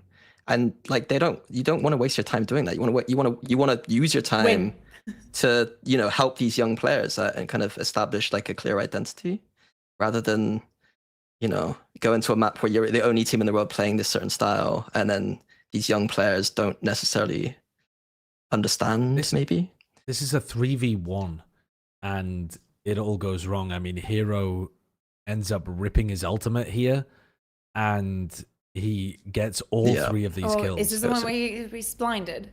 Yeah, he's paranoid, pushed in elbow, and he actually hits headshots on people as they're jump right clicking. I think he's going just based off the traces, like the gun flare, basically. Oh, he's also defend. Yeah, it's an absolutely bonkers 1v3 to win. And they only lost the maps they lost. Like, look at that kill at the end as well. But the maps that they lost 13-11. And so in some sense, you can be like, well, you know, they were close. But I don't think they should be close against NAVI. I think this team should be looking to, you know, like a kickoff, be close against the winners of it. Like, if you're going to be punching, you want to be punching your ticket to Paris. Yeah, it's almost like every single time we're like, oh, it's close. It could be like, you know, it's almost some copium, but it's like fundamentally, like if you're not winning, you're not winning at a certain point. Like at a certain point, you need to have those. It feels like they're always having things happen to them almost when they play sometimes too. And there's nobody kind of having like, they get monster moments happen to them a lot. Like that clip that you just showed, like it happens to them all the time. And it doesn't seem to go both ways too. I don't know. I mean, there were great moments from their icebox, but it was all tactical moments. So more so than like, you know, brilliant mid-running or something. Like this set play, love this. TP on top of the tube, TP underneath, paranoia to try to catch the B player that's running away. If you tried to punish Martine, you've got another player under tube, Elite, who kills the players that are rapping on you. They really do cook with strats. Or set strats. The only thing plays. I'd say though is that this is already old. Like Navi ran that same strat on them on the other half. You know what I mean? So it's like the gimmicky stuff can only like run so far. If you know what I mean? It's not ever gonna. You're never gonna see a team that plays this kind of style win a trophy by playing this, because there's just no way that anyone can have a strat book that deep. Because at some point, like it's gonna. But that being said, like their icebox was good. It's just six. But you can't do it on every map, can you? Yeah, exactly. No. Maybe you can. I don't think you can though. No, I don't think so. So what do you think the future of this team is, Kaquka? I'm not necessarily asking about like roster moves or drama or stuff like that. I just honestly, I have zero information on KC. Like, if you were to ask me about mostly any of the other teams, I'd be like, you know, there's something going on. For KC, I do not know, because again, it is difficult. You cannot look at someone that's guilty. You cannot be like a player and be like, oh, you underperformed, or you don't have a deeper enough agent pool, or this or that. It's more in this structure. So I hope that they just try something different, something that I've heard from, and this is no shade towards Eng, but something that I've heard from the players that were in Gambit back in the day is that there were many things about the game that they did not know how they worked. They just followed what Eng would say they should do, but they didn't understand why they were doing certain things, or what effect, or what is the purpose of doing certain things in a certain way. They would just follow the orders. So the problem is that when you have the set strats, brilliant, they're so good, but when you get into the later part and you have to make decisions on the go, they will not have the tools to understand why choose A instead of B in their heads. Really? Yes. I thought with Gambit it would be very protocol based, like how Fnatic would do things, where you set the things up and then it's not set, you have the set strats, but you also set the protocols. So it's because to me, Eng's style has changed drastically from Gambit to KC in a way that I almost don't know how to read him as a coach. I don't know if I don't know if Eng would answer and say that he thought he was doing the same stuff with Gambit that he's doing with KC. To me, like it's night and day what they do. Different. Yeah. But he's also working with different pieces. Like he might be just trying to put his best pieces into position. He was working with, on the attack side, he was working with a god tier Sentinel player. He's not working with that anymore. I mean, like Elite can be good, but he's been struggling with Vice, and he's not like, he doesn't seem like he's equipped with the same phenomenal brain for finding those timings that somebody like Nats is. And on the defense side, they're running so many weird comps that are actually not that good for static defensive setups. Like he used to run with Gambit, these like, you know, you have an Opper that's pushed onto a line in this spot, and if they come into this area, we have, I don't know, like a crunch play, or we fight them as they come through a choke point, or like something like that. But that's not, it doesn't work with like the Harbor comps, for example. But I guess, but what I'm asking is compositionally mostly. I don't understand why. I have no reason to believe that Gambit overall philosophy would not work in this team.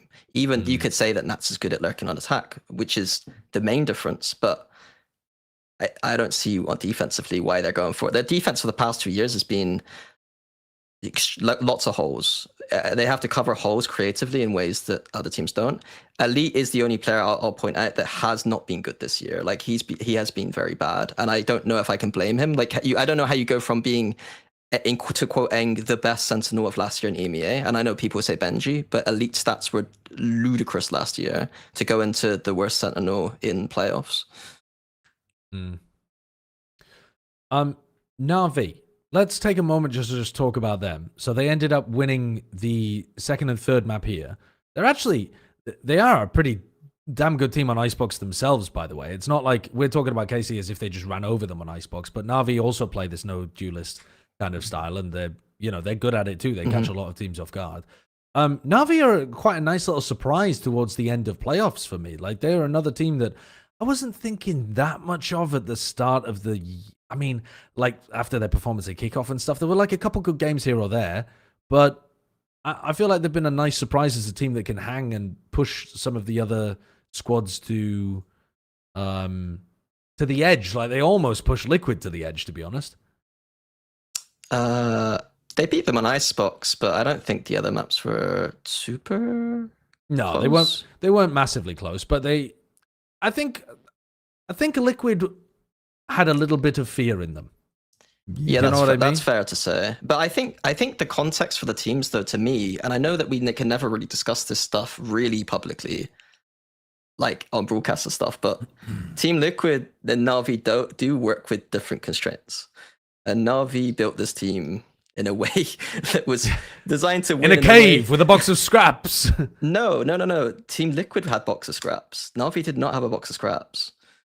They went to market for Hero. I know that. Oh, for sure. sorry, right, yeah. with like Hero. so, Wait, and I think even hold on. So you're saying that NAVI were paying top dollar for the roster that they constructed this year? I know that Hero was the first draft of the offseason. Hero got a lot of offers, and Hero is on a very good offer on Navi. I think Happy had a lot of offers. We're not surprising. And chose Navi. Yes, so I'm working with that knowledge of Hero and Happy and thinking maybe I don't know, maybe Rusik and Koala are getting screwed over, but like I doubt that. Because my understanding in previous years was that Navi were kind of working with a box of scraps. No, Navi are one of the no. No? Navi, Doom Bros is the only coach that properly made, comparable. Right. Okay. If well, not more. I've had the wrong read about the teams backing them. No. So to me, Navi has to win this year, or Angel is probably, to me, it's Angel's last year if this team doesn't succeed. And it's really difficult because it's like, how do we present that narrative? Because you can't really, we're not really allowed to speak about it, but it's like there. Whereas on Team Liquid side, I'm looking at them thinking, my God, you have done how fantastic you're doing with this roster. Yes. Yeah, they're doing remarkably well. But do you, just to wind things back to Navi for a moment though, if this does not seem like, it doesn't strike me as a top dollar roster on paper. That's I would say irony. People were putting them in the 5th, 6th position coming into the league or whatever. And I'm like, yeah, just on paper. The GM's fucked up.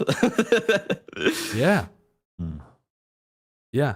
It does surprise me even that Hero would be first draft of people, because even though he played really, really well on he is the one that Fnatic. Angel wanted. He was there even before Happy made it. Angel was like, we are getting Hero. He is coming here. And Hero's been good for them. Yeah. Hero has been phenomenal. The same for Ruxik and Koala. It's just not getting through the last hurdles of it. But compared to the expectations that I had coming from last year, they're not doing that bad. We cannot send all of the teams, and I think that they could do something good for stage 2. Yeah. I'm not so surprised that Hero being top dollar though, Josh. Well, I'm trying to think who the other big names were, but for example, Vitality, acquiring their roster. Yeah. The fact that more. yeah. I mean, okay, yeah. I mean, first draft makes it seem like that, but I know that he was 5. There was 5 teams interested in him. Sure, yeah. Of course, Derke is going to be. Those players are drafted before him. But in terms of beyond Vitality, I guess is the way you look at it. He was up there. I think someone like Martin was probably up there too. Yeah, which makes a lot of sense.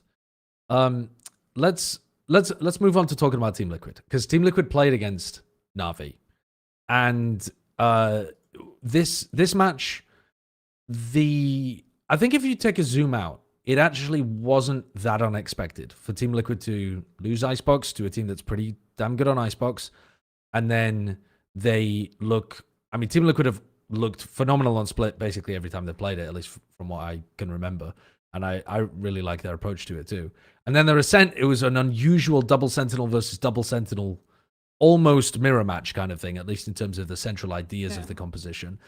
And I think Liquid have looked better there as well. So if you zoom out, it's like, all right, well, Team Liquid just kind of won. But I think there was some level of worry probably within the Liquid camp, especially because we got to hear direct from Nats too, about the idea that you could just drop out. You can lose in the lower bracket after you lose in the upper bracket because you're not as focused on the team that's directly in front of you and you're expected to beat them.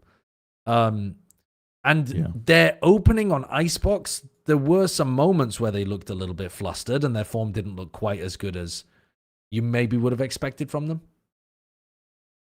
Yeah, I pulled some clips from this game of the stuff that I thought was nice from Team Liquid. Like they have the capability, I think, as a team to do really well, but it's mainly they have good ideas, I think, that they pull out sometimes on their pistol, which the one clip that I pulled, if we pull it up, is their kind of idea overall. It's not a towers crunch, it's like a slow, let's look for picks here, in through the mid, and then we're going to make the play off of it. It's so funny. C9 ran this pistol, Navi ran this pistol, and failed. Navi started round one with this pretty much exact same pistol. Yeah. And they just looked so cold coming out the back of Split because they'd just been 13 forward. Like, their aim was awful. And then Team Liquid run the same pistol and own them. Yeah, and it's just an awesome idea. You don't give anything away at the beginning. You just hold long sight lines on a pistol. There's no smoke in mid to set anything up. As soon as there's noise being made, then you trigger the play in a refight. And I think Team Liquid are really, really good at that aspect, and they're good at slow playing the attack side round. So, like, Ascent was a great example on that, because I think you get most tested as a team on attack playing into that double Sentinel comp when you're on the attack side, because you have to really work the map and you have to really find the openings. You have to be diligent in terms of how you're breaking the util and actually finding the spots to dive in. And Team Liquid had that, like, they've always had that, I think, as well, just that proactivity to be able to just kind of, I don't know, lurk their way in. I think that just comes off the back of having Nats into the team, but just being able to find those openings and slowly work the map together as a team. But that aspect looks really impressive to me as well. But yeah, they just have good ideas. They're not overcooking. They're quite a simple team, I would say, in terms of just the way that they play.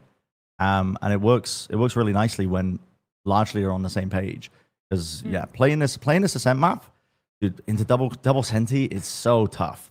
It's so tough. And it was so evident as well when the side swapped around that Navi were really lacking the same ideas in terms of what they needed to work. Because in my mind, you're playing against double Sentinel, one of the first things you need to try and do is like work mid a little bit. Try and remove that, because then you can at least try and break the deadlock wall if they put it down towards Cat, or you can at least try and remove some of the util before you start going into the next steps. And they were thinking about all of those things and more, which is the sign that the team, they know what's going on. You know, they know what's going on. They know what they should be doing against certain compositions that other teams are getting tripped up on. I think also very important coming into this match and looking at it from the outside, Team Liquid coming after a very, very hard loss against Fnatic. They could have qualified not having to be in this situation. You have to play the next day. And when they get to this map 3, I remember that there was a moment where Nats, we seen one of the replays that, of course, we saw Nats like losing some clutches that, you know, usually he doesn't lose in the game against Fnatic as well. And there was a moment where we go into a replay of him and he looks pissed. And that is very weird because we do not see Nats having reactions. We've been having him be so calm, collected, giving these speeches and always, you know, being very calm over everything.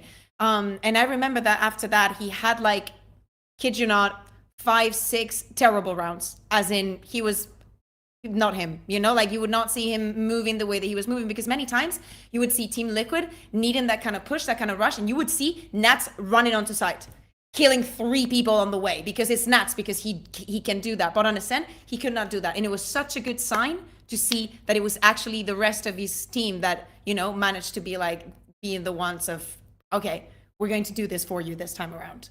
I think I know which round it was actually, Kurt. If you're able to find round 5 on Ascent, I think it was after round 4, yeah. I think it was. I thought it was after round 5. Maybe, I don't actually. know. I honestly, So this was 2 days ago. I was working and I cannot remember most of it. They ran this same play in round 5 and round 7. So they ran it, it failed. They had to take an eco afterwards. And I remember thinking when I was watching it, the Nats looked pissed because someone had fucked up the strat. And so they ran it back properly in round 7. Oh yeah, wait, this is after round 4.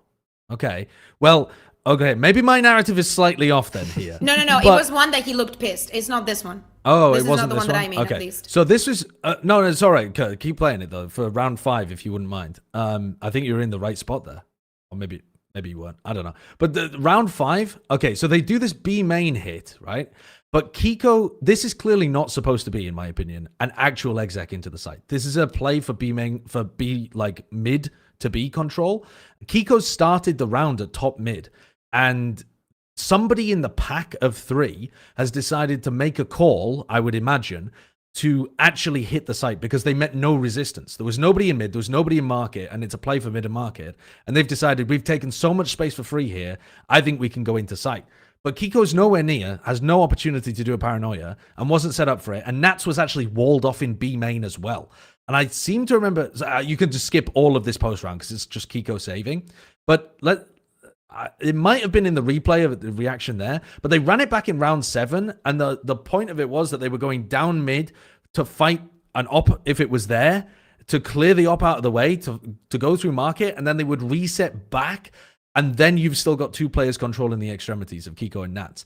And I think that was an example to me in round 5 of like that was a rare moment of Liquid scrambling a little bit, and yeah, okay, so that's after round 5. That's Yeah. And my speculation is that somebody in that trio of Camo, of like Camo, Patty, and Serial has called that reaction into B, and it's not how Nats wanted the round to go, and he's frustrated because he feels like his team isn't like fucking locked into the game, and then they ran it back in round 7, and it worked magically. It was like they ran it down, they took a bunch of mid control, they backed up, and they actually executed their plan properly. And he was calling some other blinders as well. Round 11 was beautiful. They had an Omen ult, a fake Omen ult, so that the defenders have to go and check spawn. They throw the deadlock wall over the top so that it looks like a full A hit, and then 2 players just walk up cat, and they're into the back, and they're all the way up heaven. And like little things like that, I think are what I understand where you're coming from, Bren, when you're talking about Liquid being a simple team, but I think Nat's calling is like taking simple conditioning and then doing interesting stuff with it. And I think he's been so fucking good at that. I can't talk about how good Nats is enough, I think. Here's the round. My immediate intuition, maybe this is selfish, is to give a bit more credit to the coaches for that stuff though. I don't fair. think that I don't think in the moment Nats is necessarily going to be coming up with those ideas on the fly. No, that's fair enough. But I think throw that bone towards the coaches as well. But I think there's enough reason to be excited about Nat's calling too, because I think that he has so many other setups where he calls around his lurk or around his defensive play that have just worked magically for Liquid this year.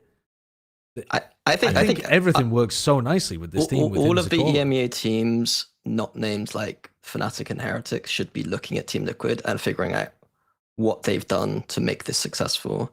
And I think it's, I know it's simple to say like a good coach, a good IGL, but like clearly it is working. And I don't understand why teams who have, more resources in their, roster or whatever, they have more things, just seem to be failing where Team Liquid aren't. Like I didn't expect this Team Liquid roster to be, Kiko, I don't understand how Kiko's playing like he is from last year being, to be honest, like just not very good, and now he's looking like one of the best players in the world. And I'm really excited for next year too with this roster, because it's like if they've got Nats and Kiko ready, and then the 3 other players, like if one of them drops off the face of the planet, like they've already got the system set up with the IGO and coaching staff. Like, they can build on this team if they need to, if that makes sense. Like, there's only positive things I can say about this team, I think. Yeah. Yeah. I mean, if we're finished with clips, I mean, I had one more just to cement. I think that Team Liquid are doing stuff nicely, and it's when NAVI are just going into a hit against them, and they obviously have their setup in the double sentinel. NAVI are kind of rushing into things a little bit, but maybe if NAVI called more of a pause in the interim here, was they're trying to get in. Trip? Yeah, the lane trip here, and it triggers the refight off of it so nicely. It's like they pause, they don't overfight to defend these anchoring players, but as soon as the sensor goes, everyone pounces from their positions. That sensor and it's like, is fucked as well. It's exactly where you would want to start going forwards. Yep. And it's just, what you're going to do, catches slow walk NAVI out lane. so unaware. Because that, like, I mean, they could do that. Like if NAVI called enough of a pause, because but you don't know it's there, do you?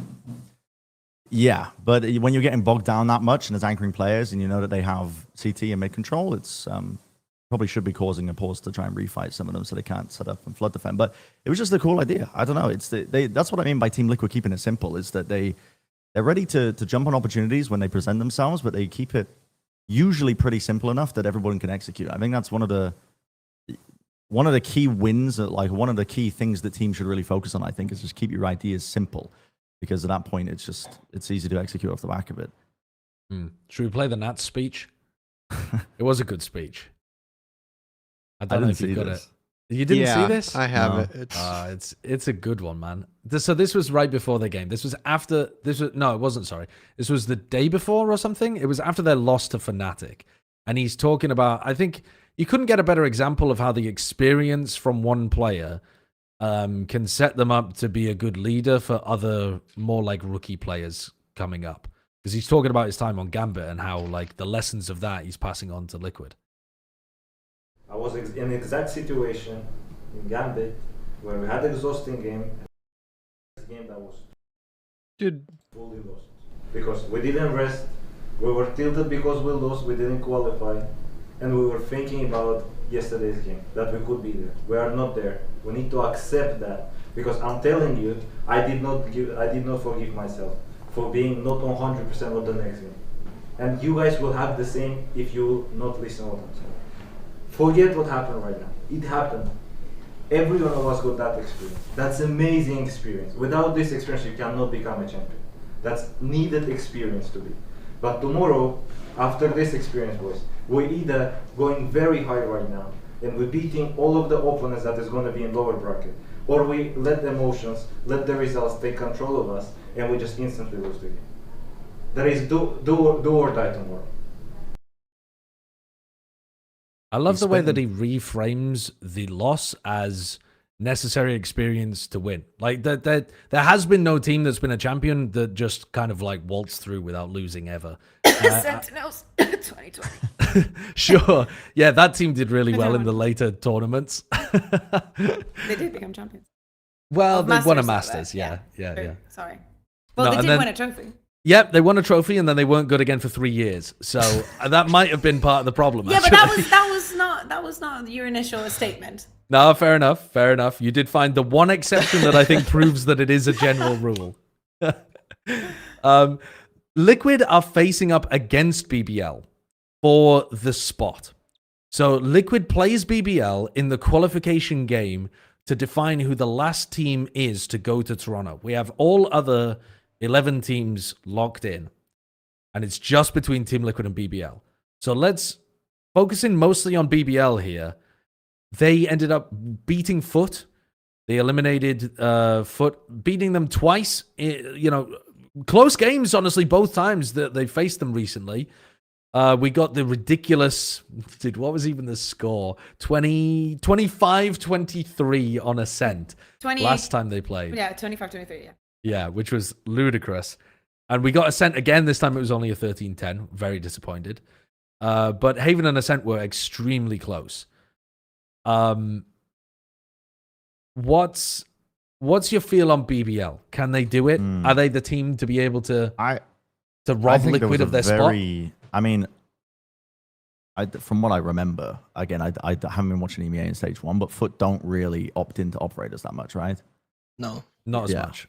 And I think that was the core reason as to why BBL got absolutely crushed. I mean, the same could be said of Team Heretics, but Whoop picks it up, I think, and on their Ascent map, on that final map. And I don't think BBL, they improved some things compared to when they played Ascent previously versus Team Heretics, but I don't think they improved that much of their game. I think there's still, the glaring weaknesses are still there. And when I watched that final map, where we could have been in a situation where Foot ended up making it, I don't think there's that much, of course, separating the two teams. So yeah, I don't know. I think that they are the weakest team left in the playoffs in terms of EMEA. That's my read on it, is that they have hero plays to drag them over the line. And yeah, I mean, I'm not really seeing the vision with some of their ideas as much, and I don't really see the necessary improvements from one game to the next. I know it's very hard in playoffs as well. You don't get a lot of rest. You're literally playing back to back when you're in the lowers. So maybe I'm expecting too much of them, but Not this time around. You at least get how many yeah, days? you get a big 4 break. days off, you know? Yeah. This was cool. Could You make see a this difference. anti-Yoru trip in the back of B? There's many. There was also Yeah. one in the back of A. Magnum was cooking with those. There was definitely a lot of prep done that you could see round to round. I also think we discussed this on the desk that Foot just fucked the veto both of the times that they played in playoffs, both against Fnatic and against BBL. The peaking the split going into this, a map that has been very good for BBL. And yeah, I don't know. I think anything could happen between these two. I think that if we get the same level of Team Liquid out of especially Nats and Kiko that we've been getting, it should be for them. But part of my heart just wants BBL to make it so bad because the story is just so good that I kind of want it, you know? But yeah, no winners for me. Next day, no winners. I think much like Team Liquid, there's like only positive things I can really say about BBL because of the context of how the team's constructed. Like they were left, I think it felt like they were left over waiting a little bit, and they managed to snag Sociable and Profik. And in my opinion, are two players who, I mean, Sociable should have been a VCT a long time ago, I'm not gonna lie. And then Chiwa too. Like I know Magnum's playing really well right now, but Chiwa coming in, I was really excited for. And then they've also done the thing where, like, you know, the coaching staff, like, I know we talk about Powell quite a lot on the broadcast. It seems like he's having a big impact onto that team as the assistant coach. They've just constructed everything really nicely. I don't know. I think against Team Liquid, they're going to lose 2-1 just off of the veto. I think that it should go to 3, in my opinion. So I think BBL win on Haven. But yeah, I think Team Liquid are just the slightly better version of BBL. But I will say that they've got time to game plan. And last time they game planned, I was impressed against Heretics. I think they struggle more adapting in the moment than lots of other teams because they don't have that experience as much. Like, I think the way they're setting up Yampi to call is not this. It's a bit more of a structured approach rather than kind of adapting mid-round and stuff or adapting mid-game as much. So I think they come in with more game plan kind of vibes. So that could be a strength versus Team Liquid. I do like I do enjoy watching Yampi's calling. I think that so the way that you're framing it, you think that they give him a lot of preset rounds that he can kind of select from, and then he can do a bit of mid-round and on top of that as well. I feel like he's been, some of the rounds that he's calling, I can't really imagine them drafting up in Valorant. Sure. Like, I'm not gonna lie, I'm not making it up, but it's like, I think that they definitely earlier on had more of a, like I was saying earlier about Vitality having like a bit more of a set approach in times, or should have a set approach more to the early game. I think that they do that a bit more. I'm not saying that in the mid round he can't call. I'm saying that like they structure the rounds out, and then, you know, I think they would be protocol out in the mid round quite a lot of the time, but I'm not sure. Because some of the most exciting moments for me are where it gets deep in a game. So like round 23, the winning round in this one, and all of those ridiculous OT games when BBL played against Foot as well. So like final round of Ascent, and many of the OT rounds last time they played Ascent, where the players are like trying to do their normal B split setup, but then they throw a little curve into it where they fight into spawn or something instead, and they're, you know, pushing way further than you would anticipate for that Foot to do. And I feel like I just don't see this from Foot. Like, I think this is a really big difference between the two teams, that Foot are trying to play like pretty, what's the word? Like fundamentally sound Valorant. They're not, when I watch Foot, I don't see a bunch of risk takers, which is a bit surprising. And then I watch BBL and I'm like, I got a bunch of risk takers over there. And they're willing to make the risk that's going to win them the game. Sociable especially. Like Sociable in some rounds, he decides to just press the W and he just goes. He just doesn't think about anything else. He just goes on the hunt or go for like something incredible. I think I interpret this round way differently than you, Josh, though. Oh, really? I don't see this as a mid-rank call. I see this as they've done this in practice many times. So I think my read on it was that it was opportunistic once they caught Mr. Fallen. I think they were playing for a pick. I think they were doing a B split, playing for a pick on the rotator. And once they got the rotator, I read it as Levin made the call to make a play into spawn. Like I'm sure they've done it before, and I've seen them do it before in matches. Okay. But they're one of the only teams that I've seen do it. And I think the first times that I saw them do it were when it got into that crazy overtime against Foot the first time around. And so I think maybe they're experienced with it because they've thrown shit at the wall so many times, basically. Like, that's why I was saying that I don't think they've drawn that up in, like, Valorant beforehand, and they're like, and we dash in here, and then we run up catwalk whilst looking behind to make sure that the B rotate doesn't catch us. I guess it's because there's a part of the map that I know that, like, is underexplored. Oh, yeah, I definitely think is. that I have a very good suspicion that the coaching staff would have said, in some moments we need to actually exploit the CT area because it's so vastly underexplored on Ascent in a way that it should be. And when I'm watching that, I'm thinking that looks like good coaching to me. But the end result is that I think you have an exciting team to watch. Like, I enjoy watching BBL. Are you rooting for them? Against Liquid? No, I can't do it. Sideshow. I can't do it, A Kaquka. little bit. We've seen it. So we saw it obviously during the stage 1. We saw it in kickoff, and it always goes to 3, and it always goes to Liquid, and like my brain hurts. I want to see. Can we send 4 teams? Can we go back to when winning things like get you like extra slots for your region? We can do that. And we can do that. can we Pacific bring will send LCQ 4. back? Also, as well, and EMEA can we still only send 3. 4 teams? Can we send 4 teams? I've always been happier when we send 4 teams. So can we send this top 4? The reason that I'm rooting for Liquid is because I think they'll actually do more damage at Toronto. That's the reason I'm rooting for them. I think they're just the better team, and I find it hard not to root for the better team to qualify because I want the global to be better. Do you know what I mean? And I think that Liquid will create a better global. Fine. I'm not saying you have to root for them.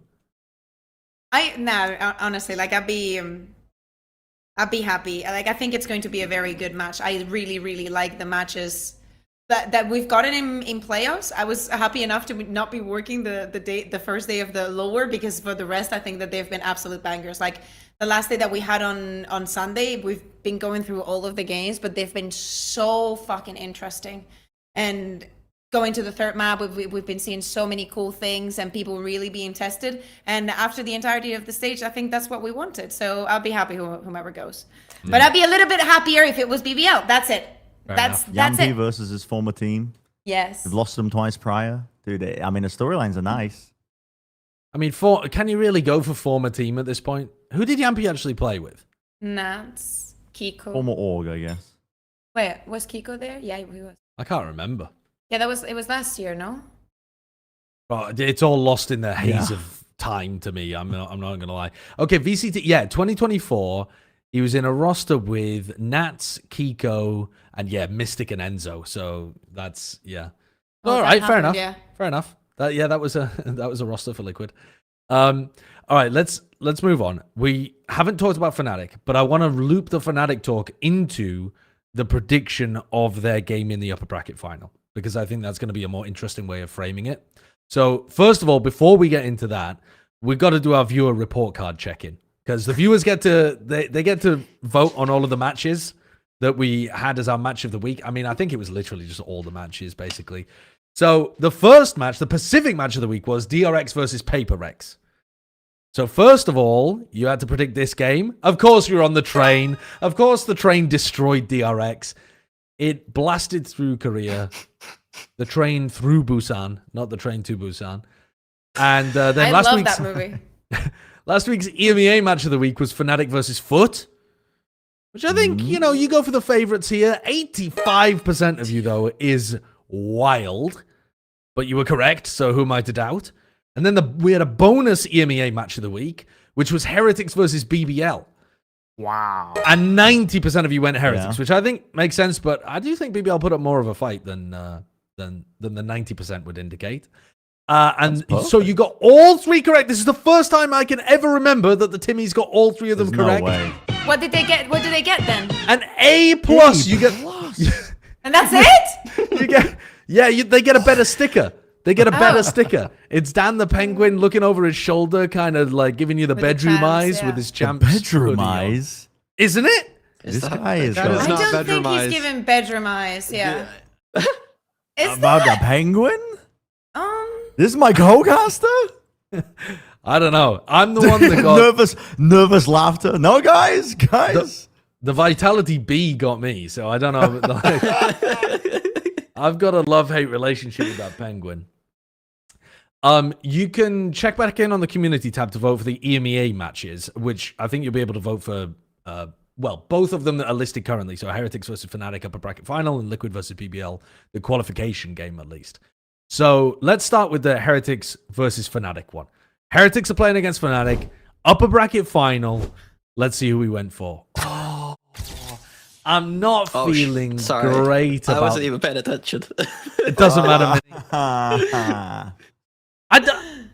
Someone's got to sell me on Fnatic because I feel like this game is not as one-sided as us for predicting Heretics would make it If only seem. we had someone that had anything to do with Fnatic that could do that job. I know. It's tough.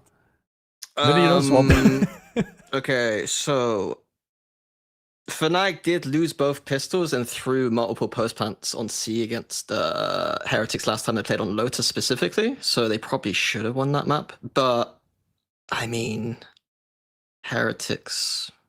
They destroyed them all. I think there's a tier gap between Heretics and the rest of the teams. Really? I'll swap. Fuck it. I don't care. It's not going to affect the guarantee. It's still a guarantee. Why? We That's how we've guaranteed been doing BBL it. last week and they won. All year. You can't swap your way out of a guarantee. I'm None of this swapping the pussyfooting guarantee, about. You can still swap, Doesn't but the matter. guarantee stays. But that doesn't make any sense. Yeah, well, That that's doesn't make any how sense. I'll swap Curtis my pred, decreed it. though. Yeah, because I think Fnatic versus Team Heretics. When I watch Team Heretics play, like the one advantage I think that Fnatic have over every other team right now is that they are getting themselves into winnable spots more than any other team on their attack side. I think in terms of calling and their initial ideas, usually pretty good. You don't agree, Minnie? It's on maps they like. They're not having to do it on any maps they dislike. I've seen very good stuff though. When I watch Team Heretics play on their attack side as well, I see a team that's trying to get everything right, and in the goal for perfection, it inserts hesitation. And I don't know. I feel like it's very possible for them. Like Heretics are fantastic on their defense sides, and they have great ideas in terms of what they want to do. Whether it's like flood defending, and that they're brilliant at that. But with a lot of time to prep for, Fnatic have shown signs that they can beat them. I think it's not just a done deal because they lost them prior. The Now, problem in with terms of the problem with the loss prior though is that Heretics are giving Fnatic Lotus but then winning on it. And that, like, if you're in theory, right, if you're one of the teams that gives Fnatic Lotus in a map veto, you've probably set yourself up in a bit of a rough spot to start with. Because they're like forcing Fnatic onto Ascent, if you're an underdog team or a team that's on an equivalent level, I think is one of the better ways of being able to beat them. But Heretics don't want to play that, as we've seen, even though they did actually come out with a pretty decent Ascent, at least on the defense side. But like they just allowed Fnatic to get 2 really good maps for Fnatic, Lotus and Haven, and then beat them on Lotus and beat the piss out of them on Haven. It wasn't close. Yeah, so my read is that Fnatic could veer towards Fracture if they wanted to, but their Fracture's not looked phenomenal. And Heretics haven't shown their Fracture for a while. And you know when Heretics bring out a new map that they've not played for a while, they're going to have loads of stuff cooked up. So I expect Fnatic to still go to Lotus, and they could win Lotus. but I think the other maps are going to be too hard for them, in my opinion. I think that the Fnatic we've seen has been on comfort maps all the way through because Team Liquid had a very bad map pool versus Fnatic specifically in the matchup. I don't necessarily agree with Desk that like Liquid screwed up the veto. I was looking at it more carefully, and I think that Liquid just have a really bad matchup against Fnatic specifically. And I think that Foot absolutely messed up the veto versus Fnatic to the point where it was atrocious. Like it was egregious. Like it was like, what are you doing? So I think the Fnatic we've seen looks better than it is because they've not been pushed onto anything that they're uncomfortable with. And even Haven, their defense, like if they can copy Heretics' defense on Haven, like it seems like they're not adapted to the ISO undercut going back to No, 1. they haven't. Whereas Heretics have a really nice way of playing the ISO as like a more flood agent now because they don't need the undercut. They can't use the undercut to take A main as much. So it's almost like they need to watch Heretics and prep and then steal some of the stuff from them, in my opinion. You would imagine that they would have done that, though, because they've had 10 days, 11 days since they got dismantled by Heretics. So that would have been one of the VODs that they would have been paying attention to. There's some hope, but I still think overall, especially if we get to like the best of 5 stage, I think that Heretics' map pool is just it looks more comfortable. Okay. Well, let's go into the next game, which is the one for Toronto. And this is the true test of Kaquka's faith, hope. It's Team Liquid versus BBL. The game for Toronto. And it's Okay. But you thought I was not gonna vote for them. I voted with my heart. I am sorry. Like, it's not no shade towards Liquid. I kid you not. I watch Nats almost every morning. He is my like stream of trust. Like I always make my coffee. I tune in. If he is not playing, that means he has a match that day. And I absolutely love the guy. I said it on the desk this week. I think he has to be in the conversation for the best player in the world. But the storyline would be too good. And I just voted with my heart. Why do you prefer the BBL storyline? What is it about the BBL storyline? Because they've never that's been to an grabbed you? international event. They've never qualified to an international event. This year, they also decided to, for the first time, look outside of just getting Turkish talent and getting a mixed roster. They've been struggling with so many things, like the visas, not getting players, things that I am not going to say here. But like, I just think that, you know, with overcoming all of that, and then making it to an event, you know, it has to be very rewarding, you know. So I want to send someone new. We always send the same people. I mean, little and we send already Foot again. You know, I'm tired. We need to see some new faces. Well, it's not like Yampi's a new face, but you know. Yeah, some returning faces. That's why you need to be rooting for XLG or Wolves. Okay, I've already got that out of my system by rooting for XLG, and now I'm happy to be going for the old boring in every other region. How close is it? Put a percentage on it for me, Minnie. Let me see. What have I got here? Wait, you've written down the percentage. I was gonna say, is that what you do? I looked at the veto and just what they're gonna play against each other and stuff. Right. Yeah. Team Liquid should pick Lotus and probably win. The only saving grace for BBL is they did just dismantle NAVI playing the same comp. BBL pick Haven. I think it's a 2-1 to Team Liquid. So same as the other two that we saw this year? Is that the same veto? No, I don't think so, because we also had different maps, no? Yeah. Right? Sorry. Do you mean the same 2-1? Okay. Yeah. I think it'll be 2-1 to Team Liquid. It's possible BBL win here, but, 2-1 Team Liquid. 70% chance. 70%. Okay. 65. 65. I'll take the 35. Okay. All right. You're happy with the 35% underdog? Yes. I'm happy with that. That's good. All right. Let's wrap up by talking about the most important segment that we have every week. It's Wyatt's Weekly Award. This week, instead of talking about VCT Pacific, here's the trophy for Wyatt's Weekly Award. I mean, I should have done that with the Americas trophy. I know that today we actually... Is this the first ever episode that we haven't talked about VCT Americas? I feel like it might be. Yeah. There's like roster drama, by the way. If you're like, oh my God, they didn't talk about Team Secret or NRG or Loud or something. Yeah, that's because those fucking teams didn't qualify, okay? And we're on the run up to Toronto. And we'll talk about them later. We'll talk about them like a bit closer to stage 2 when it's actually relevant for those rosters. And maybe at that point, the dust will have settled as well. I hate to do it. But if he wasn't going to win this week anyway, he clutched it up by submitting that ridiculous vertical video earlier on. But unfortunately, Sliggy is going to be... He's going to have to be the winner of this week's Wyatt's Weekly Award. The train conductor himself. The senator, fucking Nancy Pelosi looking ass with his insider trading. He always believed. This is essentially a vote for PaperX is a vote for Mini, is how I'm interpreting this. Yeah, I think I played it the other way around. I played it the other way around now. Like Sliggy, this is the nicest Sliggy's ever treated me, I think. Like secretly, this is how much he respects me. But really, do you see how he's laughing in every picture? Like he knew exactly what he was doing. Picture, there's a smugness in that first picture that I've never seen from Sliggy before. Oh, it's bad. It's bad. It's bad. He knows what's coming. He's set the train on the tracks. And he knows exactly where it's going. Wait! I didn't even help them with that game. So with the Wii 5 game. I wasn't there. Oh, okay. He was on that train. Your face is incredible here. Yeah, dude, because that's a future thumbnail.